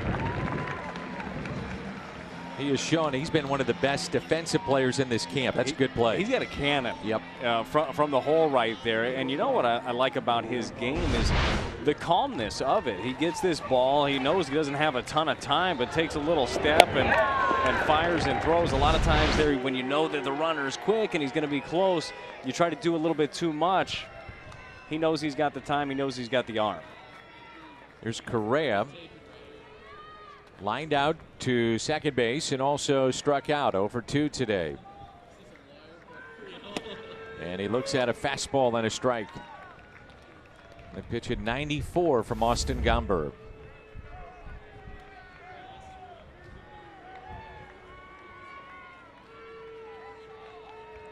The 0-1. Curveball and a beauty. That's what he's got. Mid-90s fastball and then this pitch. And he's got such good feel for it here. This is one up in the zone that he can throw for a strike. He's got the one that he can bury down in the zone as well. There it is right there. A strikeout of Correa. Astros pick up a run. As Brad mentioned, the curveball he can bury. There it was. Bottom of the 6th, and we're in Jupiter, and we've got Billiken basketball tonight. On Fox Sports Midwest, the Bills will host St. Bonaventure. It is senior night at Chaffetz. Coverage begins at 7. And the Billikens can clinch a double bye in the A-10 tourney with a win. They have gotten on fire here down the stretch. And good luck to Travis Ford and the Billikens. This is a young man that we've seen a couple of times. Forrest Whitley, who is considered one of the top prospects in their system. He's got great stuff. But yet his ERA last year in the minor leagues was about 8. Yeah, you look at that, Figure that out. 7.99, and when you watch him pitch, it seems obscene, but he has just battled himself over the years. The stuff has never been a thing. Walks have been an issue for him, and physically being able to repeat the delivery. A lot of moving parts here. You see, overthrowing, doesn't bend over too much. And you couple that with then mentally the struggles of always having success all the time, and then you run into some issues. Last year he pitched at 4 different levels. Pitched at AAA, struggled mightily, AA. Then they basically sent him to, back down to Florida here just to work on things and go and pitch and try to refine his delivery and his stuff in a setting where it'd be easier for him to do so. I know this kid's talented, very talented, and it's all about putting it together. 3-2 on Tyler O'Neill, who's trying to get his 6th walk here in spring. He had a total of 10 in the big leagues last year. That was his total, and he's trying to get number 6 potentially right here of the spring. Walked earlier back in the 2nd inning. And he comes back to get him in a strikeout. That's how we start playing the home half of the 6th, with the Cardinals leading 4-1. And the batter will be Tommy Edman. Where does Tommy Edman play in 2020? Yes. Agreed. That's basically the answer. It's everywhere. I got to wonder if Tommy Edman is in. Now, he's played a lot of the infield here in spring, but is he in the battle at all with outfield too? I think he has to be. I think that the ability that he has to kind of play all over the place, and you watched him last year in the outfield, while there were times where like maybe he'd stutter step on different things. He got to the ball. He made the plays. He's fine, and reps will make you feel more comfortable. I think that what he can do for you offensively, you got to figure out different ways to get him in the lineup, and I think that's exactly what Mike Schilt is going to do this year. You mean like by getting hit by a pitch? Like that or whatever, Find a way? That's fine. Yeah. Cardinals don't get to postseason without him. No. No, they don't. He was kind of the X factor in that situation. Here's Lane Thomas, who has struck out looking and also singled and scored on a base hit to right field back in the 4th.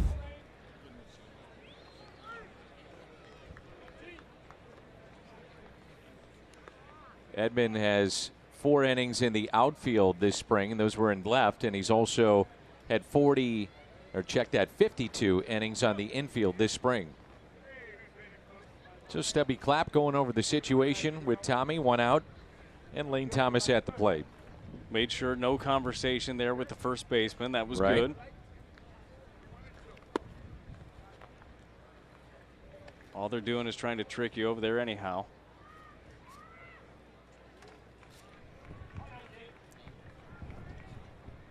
Want to know the count on Thomas.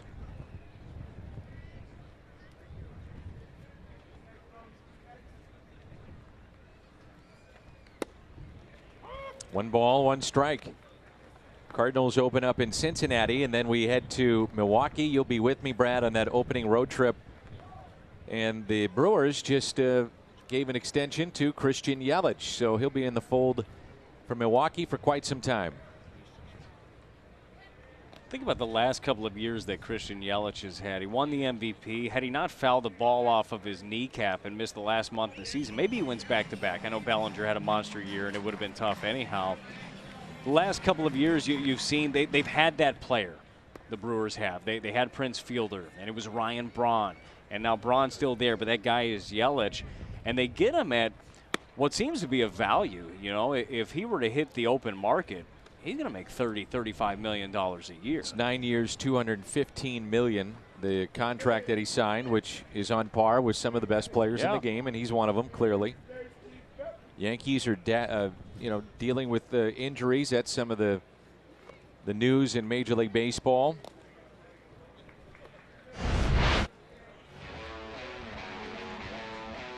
So Yelich in 9 years, $200 million plus. Judge and Stanton, big injuries, expected to miss opening day in Detroit, Minnesota, playing in the Dominican Republic today.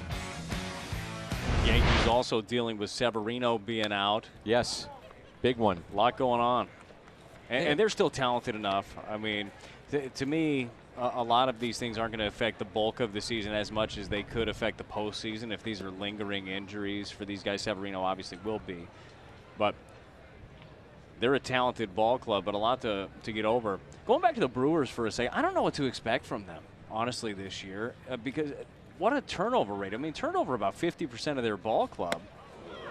The pitching, we've had, at least personally, I've had questions about their starting staff over the last couple of years. I continue to have those. And then I kind of worry about for them, not so much for the opposition, about how worked their bullpen has been over the last couple of years. Specifically Hader. Yes, for sure. I don't know what to expect. I do know this. They've got a smart general manager. They've got a manager that gets the most out of their guys. They're going to be competitive. They're going to battle. They're going to fight. I just don't know what the overall – I don't know what to expect from that team.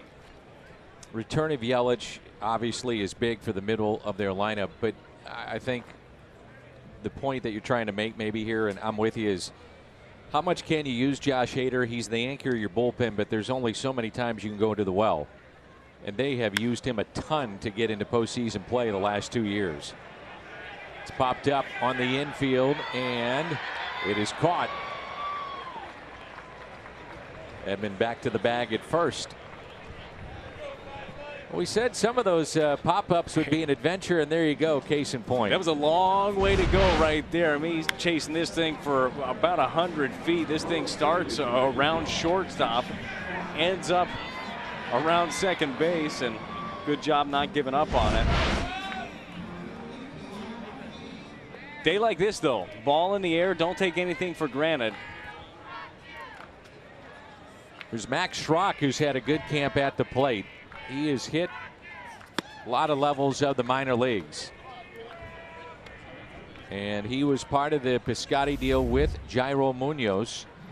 Piscotty going to Oakland, Schrock, Munoz coming to St. Louis, and Munoz given his release today.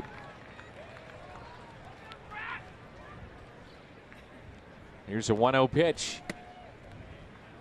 Brian Walton, by the way, of thecardinalnation.com, who has a website that covers the minor leagues, has really good write-ups on all these minor league players, and has talked about, he does like a little forecast of the players, but Schrock gives the background on him at thecardinalnation.com, and you can get his guide that tells you all about these players. But you know, it's been interesting in reading what he wrote about him, just how he's hit everywhere, but where is he going to play? You know, where is a shot for him to get a chance? And all you can do is try to impress during spring. And he's done that. I mean, he's hit. Yep. He's shown he can hit. But where's he going to play? And it's a tough road to hoe. Well, second base looks pretty well covered at this point. It's about providing versatility, bouncing around. He'll play multiple positions.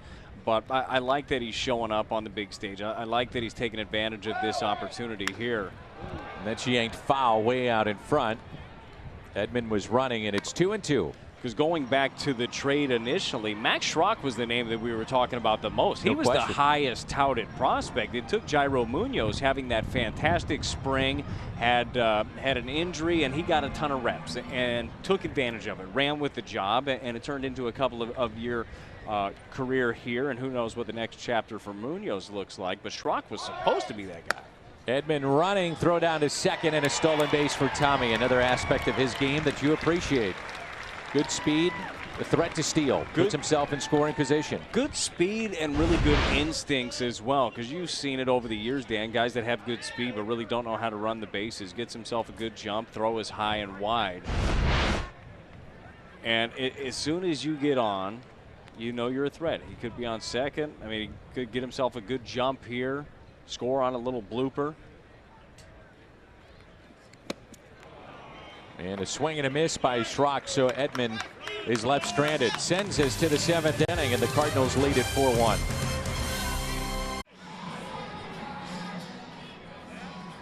Stream spring training games live or on demand with MLB.tv. Watch high-definition video on any size screen at home, on the road, or in the office. Visit MLB.tv for details.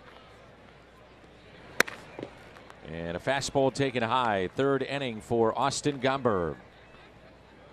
He's given up a hit, a run. It was earned. Struck out 2. Pitch number 29 coming up for Austin.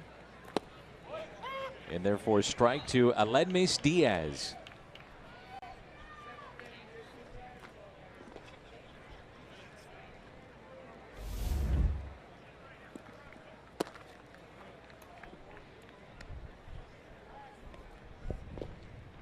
Aledmys has found a home with the Houston Astros coming off their bench.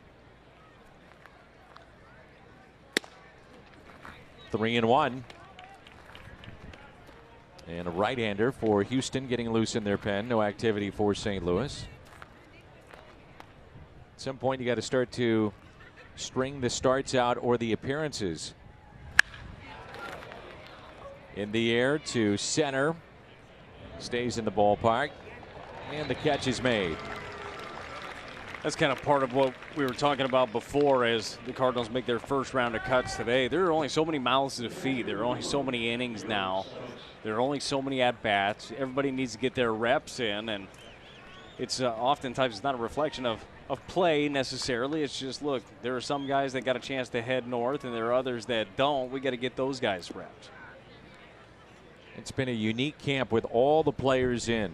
No step camp, which is where you could draw talent from if you needed some help. If there was an injury, you needed somebody to fill in. This is Garrett Stubbs. And so you've had 70+ guys in camp, and that is a huge number. So much of that work being done on the backfields. Here's the 0-1 pitch. I'll tell you this. Mike Schilt and his staff do such a great job of making sure everything is organized. There's no idle time when they're out working. They work smart when they go out on the field. You don't see guys just lumbering around. We got 70 guys. We got nowhere to be. No, they are busy. They get their work in, and then they get in. I mean, they knock it out. They don't waste time.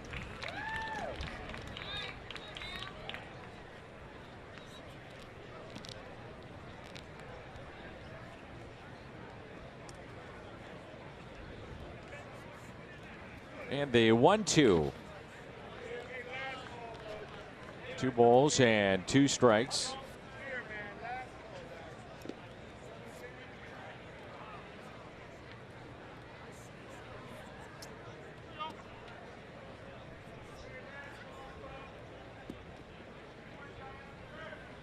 The 2-2. Curveball, and doesn't get the call. Oh boy. Rang us up. Hunter Wendelstedt is our home plate umpire, and oh boy. Maybe a little up at the zone, but I know Austin Gomber absolutely got that same exact call last inning. That one just a bit high. So 1-out walk as he snaps back at the baseball.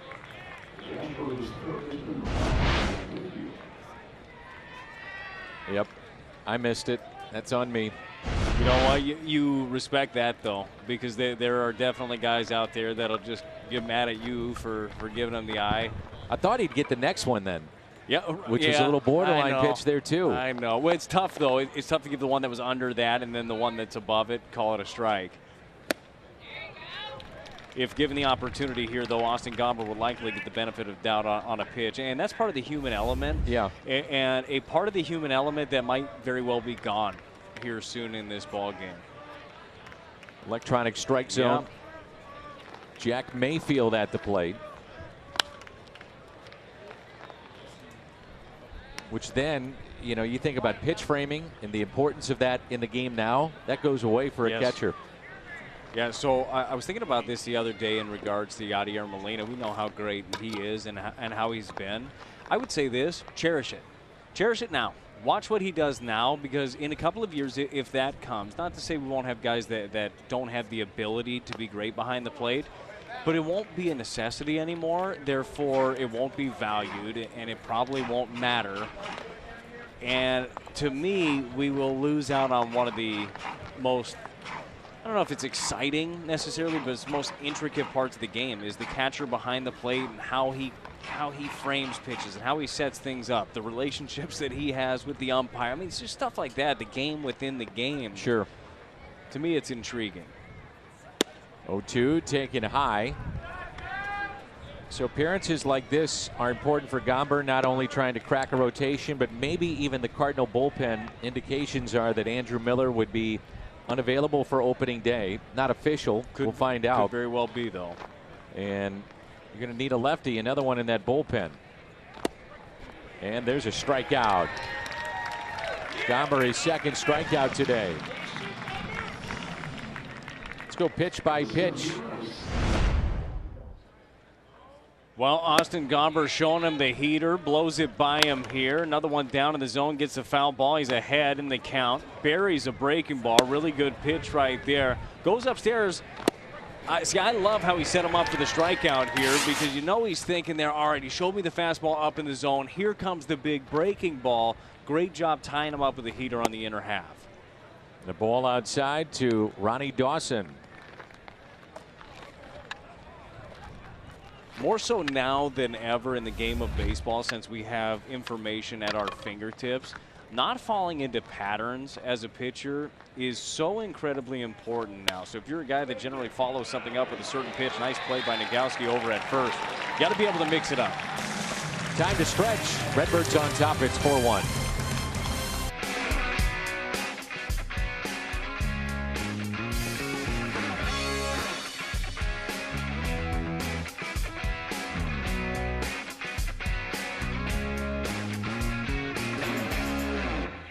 Tomorrow we're back at it at noon right here on Fox Sports Midwest. The guys and gals in the truck, they'll be hard at work. Next telecast tomorrow at noon on Fox Sports Midwest. Cardinals will start Dakota Hudson against the Marlins. It'll be Hudson's fourth appearance, second start this spring. Genesis Cabrera, John Brebbia, Cody Whitley also listed to go tomorrow. And we'll come your way at noon. Enoli Paredes is the new pitcher. And a fastball for a strike at 95. Hard thrower, this young man. He's got that three-quarter arm action, too. A tad bit uncomfortable for right-hander. Just slings it. And again, who isn't throwing hard these days? I guess. As Kisner, in his first plate appearance, pops it foul.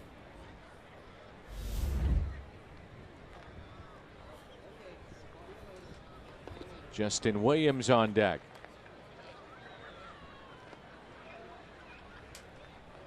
Cardinals have a left-hander throwing in the pen. I believe that is Tyler Webb, and it is. Quietly having a very good camp. All these arms, you don't hear much about Tyler Webb. Well, and that's the thing. You don't hear much about him, but you Sharpie him into the bullpen when we're making our rosters. You know he's there. And we know on Thursday down here in spring training, the new rule is going to be implemented, the 3-batter minimum. So that will be a change. No, I hate it, honestly. I don't like the idea of it.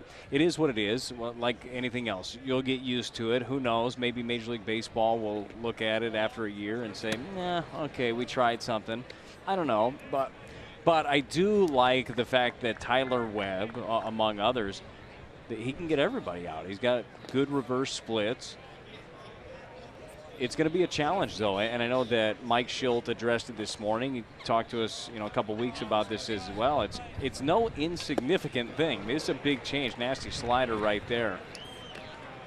But it'll be a big change, and I think that we'll end up seeing the new rule here.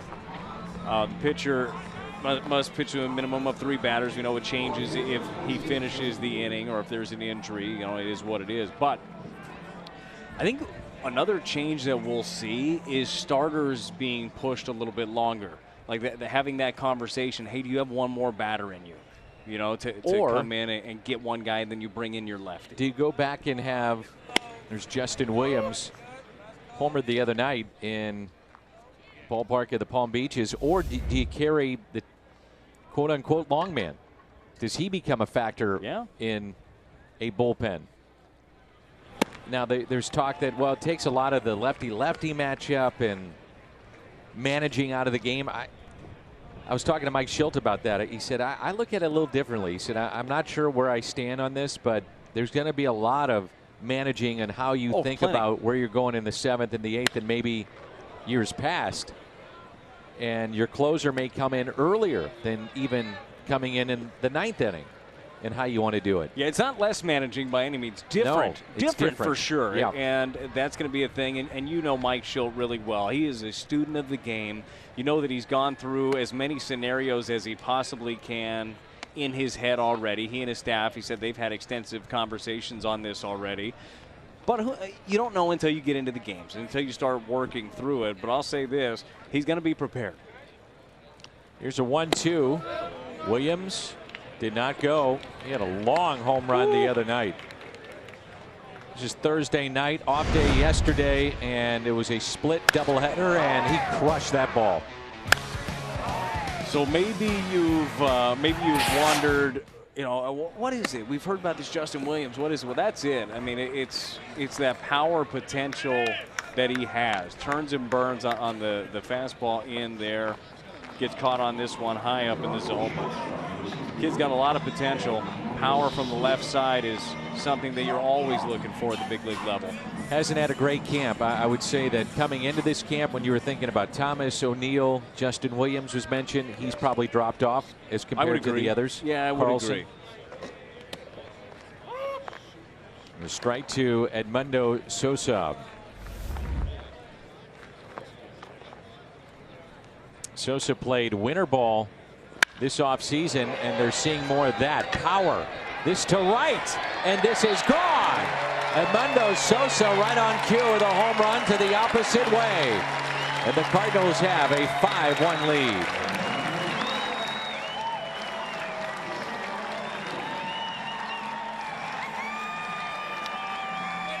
We've spent a little bit of time during the broadcast today talking about the wind and how you get the ball in the air. Look, win, no win. This ball is struck really well going into the gap, pitch up and away, and he knows right off the bat that this thing is gone. So the home run, Edmundo Sosa, they've noticed his power potential really go up. 17 home runs last year in the minor leagues. I just like seeing him drive the ball that way. You know, you got a lot of guys that have pull power. Today, obviously not the day for pull power. Altuve was shown that twice today. But the ability to drive the ball to all fields with power. And then we saw the strong arm that he showed off in the gap a little bit earlier in the hole. He's making himself a great case for this 2020 roster. Sure is. Munoz no longer with the Cardinals, and that opens up even more room. This is Austin Dean, picked up in the offseason from the Marlins. His numbers in 64 games with Miami a season ago. John Nagowski on deck. And the 1-2 pitch. Fouled back by Dean.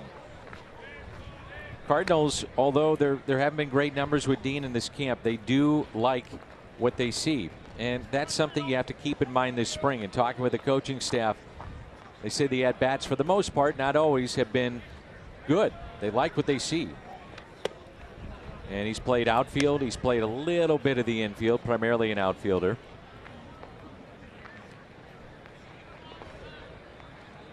'23rd home run this spring for the Cardinals, third most in all of baseball. The 2-2 pitch. Fouled back again by Dean. You do factor in, or at least I do, how difficult this ballpark is to hit home Very runs hard. in. And we saw that one there carry a little bit with the wind, but this is not the most hitter-friendly park in all the land. 2-2 pitch. Fouled back. That's why the numbers, when Palm Beach gets going and you look at the offensive numbers and you say, well, I thought this guy was a prospect. Yeah. Yeah, well, okay. And then he goes to Double-A, Hitters League. Triple-A as well. Things change quickly. 2-2. Dean gets it in the air. Out to right. And the catch is made. The home run hit by Edmundo Sosa. Takes it the opposite way. He knew it. And it's a 5-1 St. Louis lead. Make sure you secure the best seats in the ballpark. Season tickets. Lock in your ticket package for the 2020 season right now. Best seats, best prices, best benefits. Full details or to make a deposit, visit cardinals.com/season. Left-handers a year ago hit 157 against Tyler Webb. The OPS was 517. 65 games, but his role changes to an extent when you think you'd want to come in with him as a lefty-lefty guy, but this year we'll have to face lefties and righties, and that's where if you stagger your lineup or you have switch hitters, you can be a dangerous club. Yeah, no, I think that's more important now than it really ever has been before. It is especially a lot of times you worry about balance like at the beginning of the lineup through your meat of the order. You'd like to have lefty, righty, lefty, righty, but I mean, really, if you can do it 1 through 8 it's huge now. Yeah.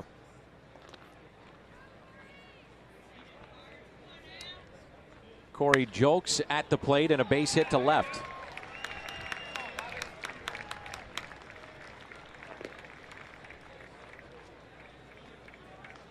When you mentioned the 157 batting average versus lefties, righties only hit a $189. Yeah. I mean, so highly effective on both sides for Webb last year. Here's Chucky Robinson.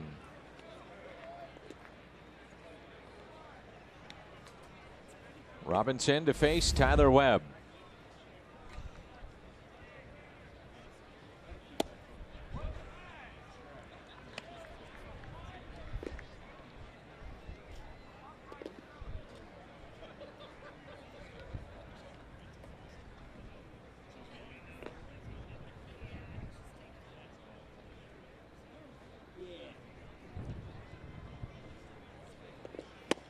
Nothing in 2.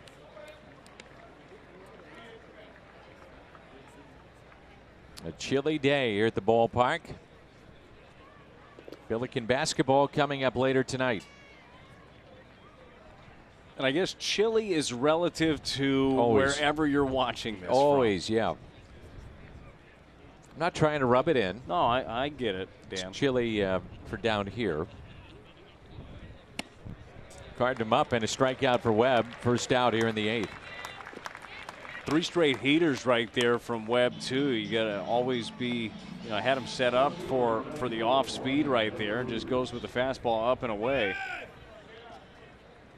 No surprise, Jack Flaherty has already been tabbed as the opening day starter for the Cardinals. That didn't surprise you, I'm sure. No, I'm excited for. I know he's pumped up to get the nod. And the thing about Jack Flaherty, and he's talked about this, while he's incredibly honored to get that, that's a big deal. Jack, he expects great things from himself as well. Like he expects all these good things to happen. He's trying, willing these things. I love watching him work and how he pushes himself. And hey, he's got that mentality. He's got that edge to him. Austin Gomber continues to throw down in the Cardinal bullpen after 3 innings of work in the ball game. Like his stuff, don't you, Austin Gomber? Oh yeah, I mean, Wow. He showed off today, spotting up his fastball on both sides. The big breaking ball that he could throw for a strike, he could throw for a chase. I like the look of the slider as well, and I think that's going to be a really good tool for him. Threw 45 pitches today. The one hit he gave up was a triple down the line. Wild pitch ended up being the run that came in, but good numbers overall. Very good camp thus far for Austin Gomber, and the 5th spot in the rotation. It's a fight, and again, the way that everybody's throwing the ball. John Gant threw the ball really well today. Austin Gomber as well. Plenty of others in the mix here. Daniel Ponce de Leon has had a really good camp. KK has thrown the ball really well. There are going to be far more deserving players than the one that gets the job. And sometimes it's unfortunate. You could be on the outside looking in for the major league rotation, but because you have to be stretched out to be prepared for an injury, you go to the minor leagues. It's just part of the game. It is, and it's unfortunate, and it can get frustrating at times. And for whoever those guys are, because there's going to be more than one of them that find themselves in that scenario. Maybe one of these guys, maybe 2 of them, who knows, finds themselves in the bullpen because they've thrown the ball so well. but somebody's going to have to be there as a safety net. And organizationally, it's important. You got to have guys there at AAA within a phone call away that not only can just go out there and throw. You can get a warm body anyhow, anywhere, but somebody that you trust, that you know you can rely on for a significant amount of time. The hope is, too, for the Cardinals that Miles Michaelis, who had the PRP injection, he's dealing with the flexor tendon strain, that, you know, he doesn't miss more time than anticipated, but he's not going to be there for the start of the season. You just never know, man. The baseball season is so long. There's a lot of guys that go into it. I think at the end of the year, you're oftentimes surprised of how many pieces that you used. You go back and look at the roster and look at the games, like, oh, man, that guy came up for a while, and this guy did some things. Cardinals last year dealt with injuries, but not like most teams. And there's a strikeout. They had the fewest injuries. And the rotation stayed intact for the better part of the season, and that's another reason why they went to postseason play. I believe it was only 7 starters that they ended up using last year, which is almost unheard of.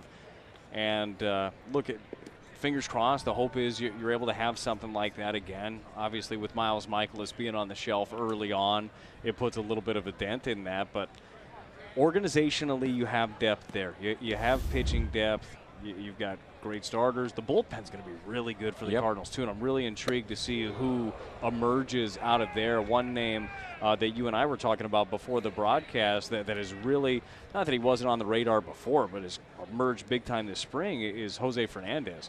How well? Junior Fernandez. Junior, I'm sorry. Junior Fernandez.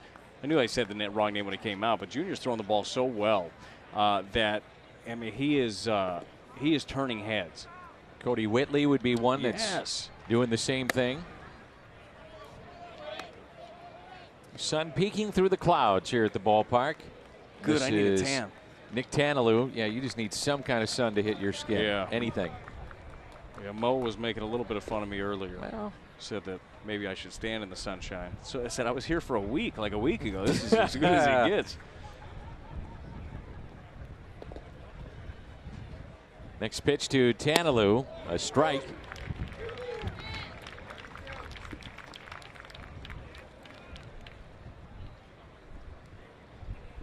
Two balls and one strike.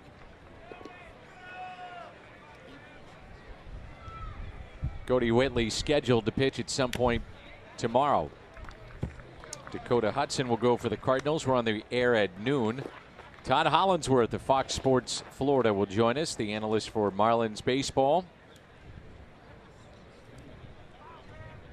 Could be another long year for Miami. Yeah, you know what, though, the thing with the Marlins, and we'll get into this a lot tomorrow, is that it looks like there's at least a plan. You know, they finally have a little bit of a direction. It's a lot of young guys they know. They got a farm system now that is at least a top 10 one. Because the problem was for a while with the Marlins was the big league product was bad, but unfortunately, as was the minor league product. They didn't really have anybody to go to the well. Derek Jeter and company trying to build something over there. It's hard. Check swing. Did not go. Played golf down here last week with Tom Lawless, who is a manager in the Marlins system. And I said, boy, I've heard so much about young players. So we'll take a look if he went. Oh, boy. Close. I'm going yes every time, you know. That's just kind of me. Tom was saying it is loaded. It's legit.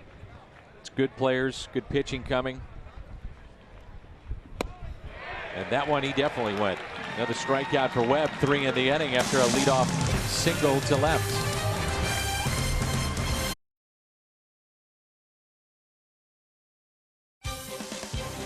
St. Louis Cardinals baseball on Fox Sports Midwest is brought to you in part by Budweiser.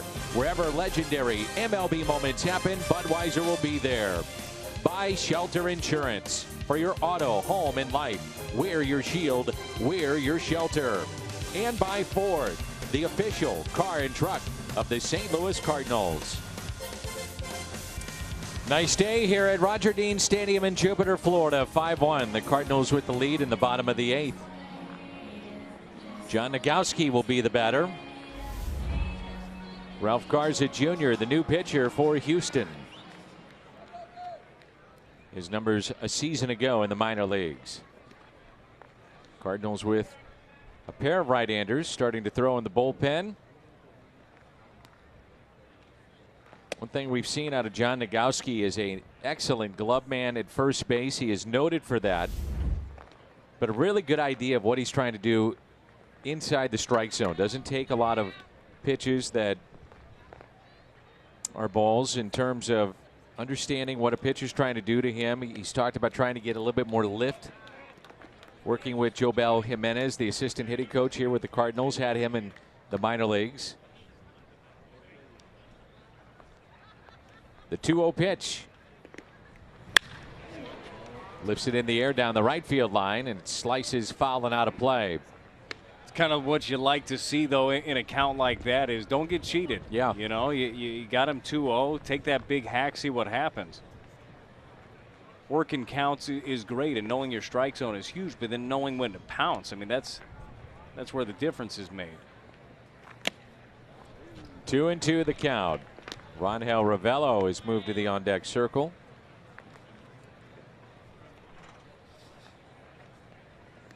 He'll be hitting in the spot that was occupied by O'Neill. The 2-2.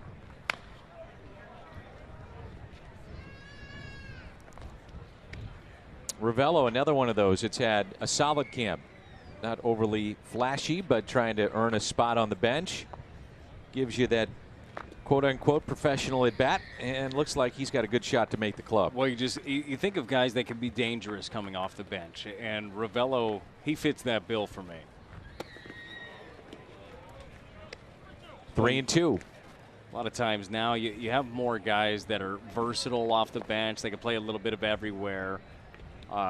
You don't really have those monsters anymore. You don't have Matt Stairs coming off the bench, right? You know, that prototypical guy, but Ravelo's got plenty of power in there. Nogowski stays alive.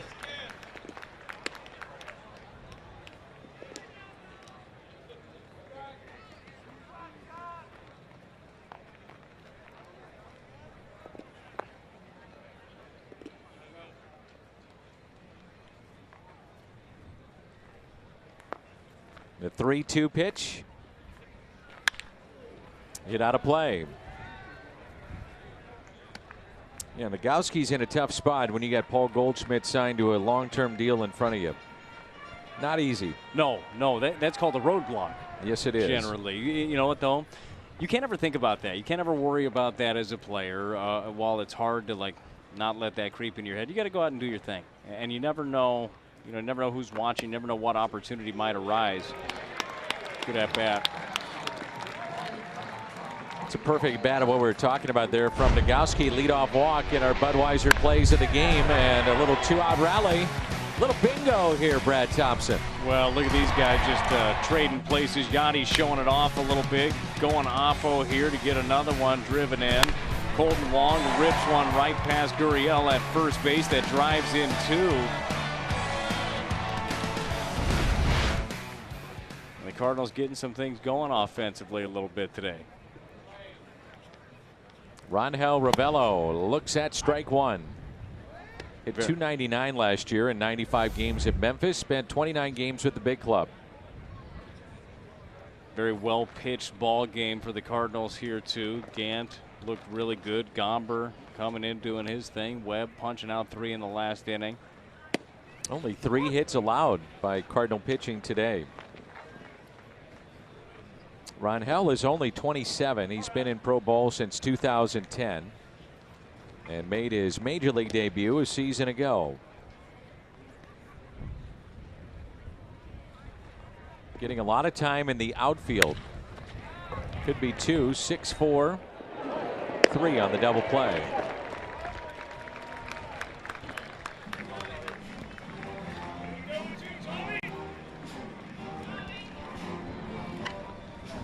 Two outs, and this copyrighted telecast is presented by the authority of the Cardinals. It may not be reproduced or retransmitted in any form, and the accounts and descriptions may not be disseminated without the express written consent of the St. Louis Cardinals.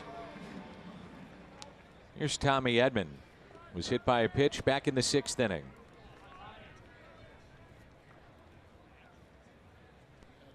The switch hitter digs in from the left side of the plate and takes a strike.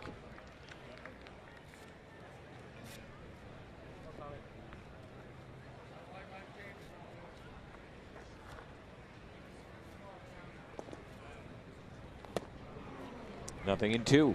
Pretty good breaking ball right there by Garza. I was thinking about this a little bit earlier. I wonder at the end of the day, well, at the end of the season, technically, where most of the at-bats are going to come from for Tommy Edman. Yeah. Or what position is he going to play at the most? Barring injury. Right. I mean, that's the thing. I mean, the hope is that Matt Carpenter is able to take 2019 and throw it out the window and be able to come back strong for this year, you know, and he's shown the ability. He could play out in the outfield for you. The beauty of it is, and another thing this year, by the way, that the Cardinals might look at is trying to get a little time off every once in a while for Paul DeJong, you know, and keep him fresh throughout the season. You know that he could play there for you. Sosa can as well.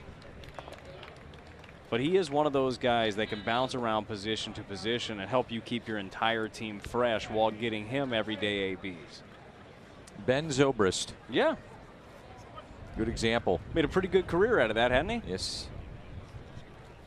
Here's a 1-2. And a strikeout of Edman. Sends us to the 9th inning. And the Cardinals have a lead. It's 5-1. Lots of reasons to catch a Cardinals game and even more reasons to score your tickets at StubHub. StubHub has the best selection of 100% MLB verified tickets available even after first pitch. StubHub, an official partner of the St. Louis Cardinals. With Brad Thompson, I'm Dan McLaughlin. Brad is with us again this year, and so is Giovanni Gallegos. So you think about pitchers that have good splits, and Gallegos comes to mind. Yeah, how about the year he had last man. year? I mean, he was fantastic. He was the go-to guy for a long time down the stretch. Here's Miles Straw. I'll be really interested back into games. Jordan Hicks not expected back until after the All-Star break. Where the Cardinals go in the back end of their games, and Gallegos would be an option. Well, he is a candidate, and the beauty of it is they have a lot of them. Ryan Helsley's name comes to mind quickly due to the fact that down the stretch he found himself in some really big games, you know, answering the bell for the Cardinals. But Andrew Miller, if healthy, I mean, his name is in there as well. And not to say it's not important, because it is. And the 9th inning is tough, and it's totally different than any other inning. Those last 3 outs mean a lot. But the Cardinals do have a lot of candidates, and you do think at some point somebody will emerge from that group. But it could be fluid for a little while, too. It could be based upon matchups, based upon rest, based upon you know, if a guy needs a breather a certain day. Might be the way they want it. It could be. Could very well be. And the 1-2. Junior Fernandez has had a very good camp and has that look of the prototypical closer. Well, a guy that's had closer experience as well. And when you talk about that look, there's a certain swagger to it, isn't there? Yes. Like there's a little something like you're not going to hit this. He's got some of that. And that's what I mean. Giovanni has that late darting downward action. Slider, hard curve, yep. However you want to look at it, but it's when he kind of stuff. shapes it a couple of different ways too. Every once in a while he'll get that more vertical drop to it. Sometimes it's more horizontal. Either way, it's nasty. And he walked him. So the leadoff walk to start the inning, that's Straw.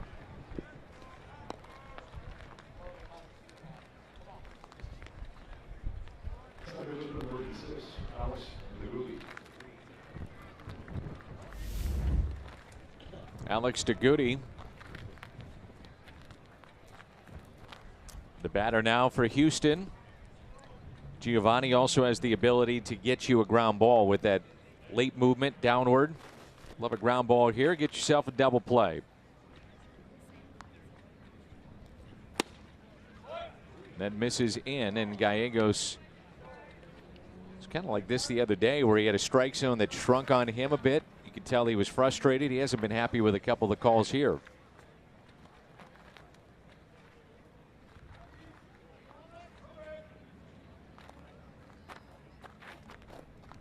And the 1-0 pitch by Giovanni Gallegos. Boy, it's nasty there. 1 ball, 1 strike. I think it's just so late. I mean, it looks like the fastball coming out of his hands and then just drops. You get a lot of swings down there.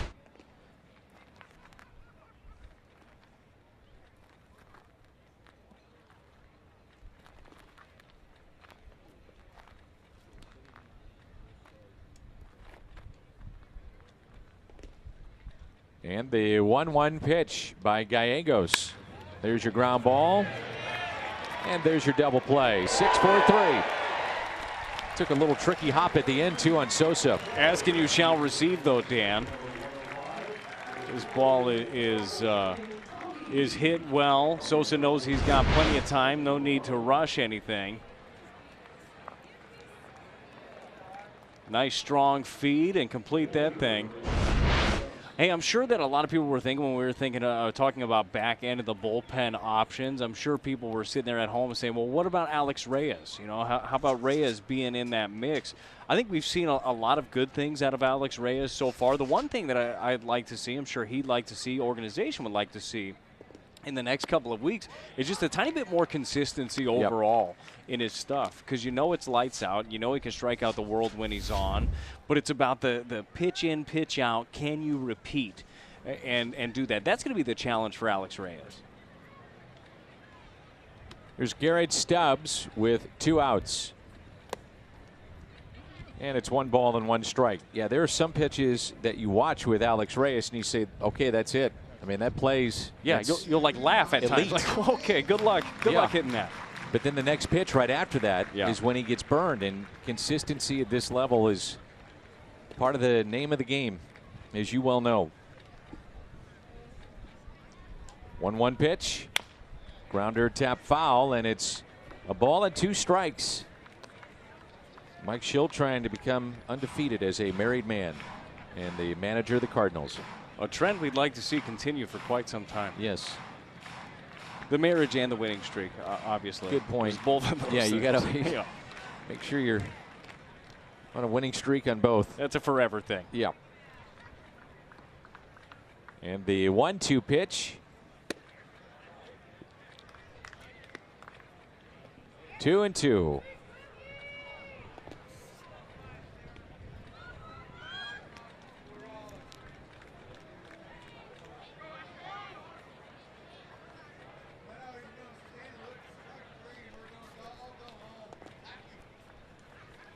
The 2-2 by Gallegos ends it with a strikeout, a swing and a miss, and the Cardinals win it by the final of 5-1.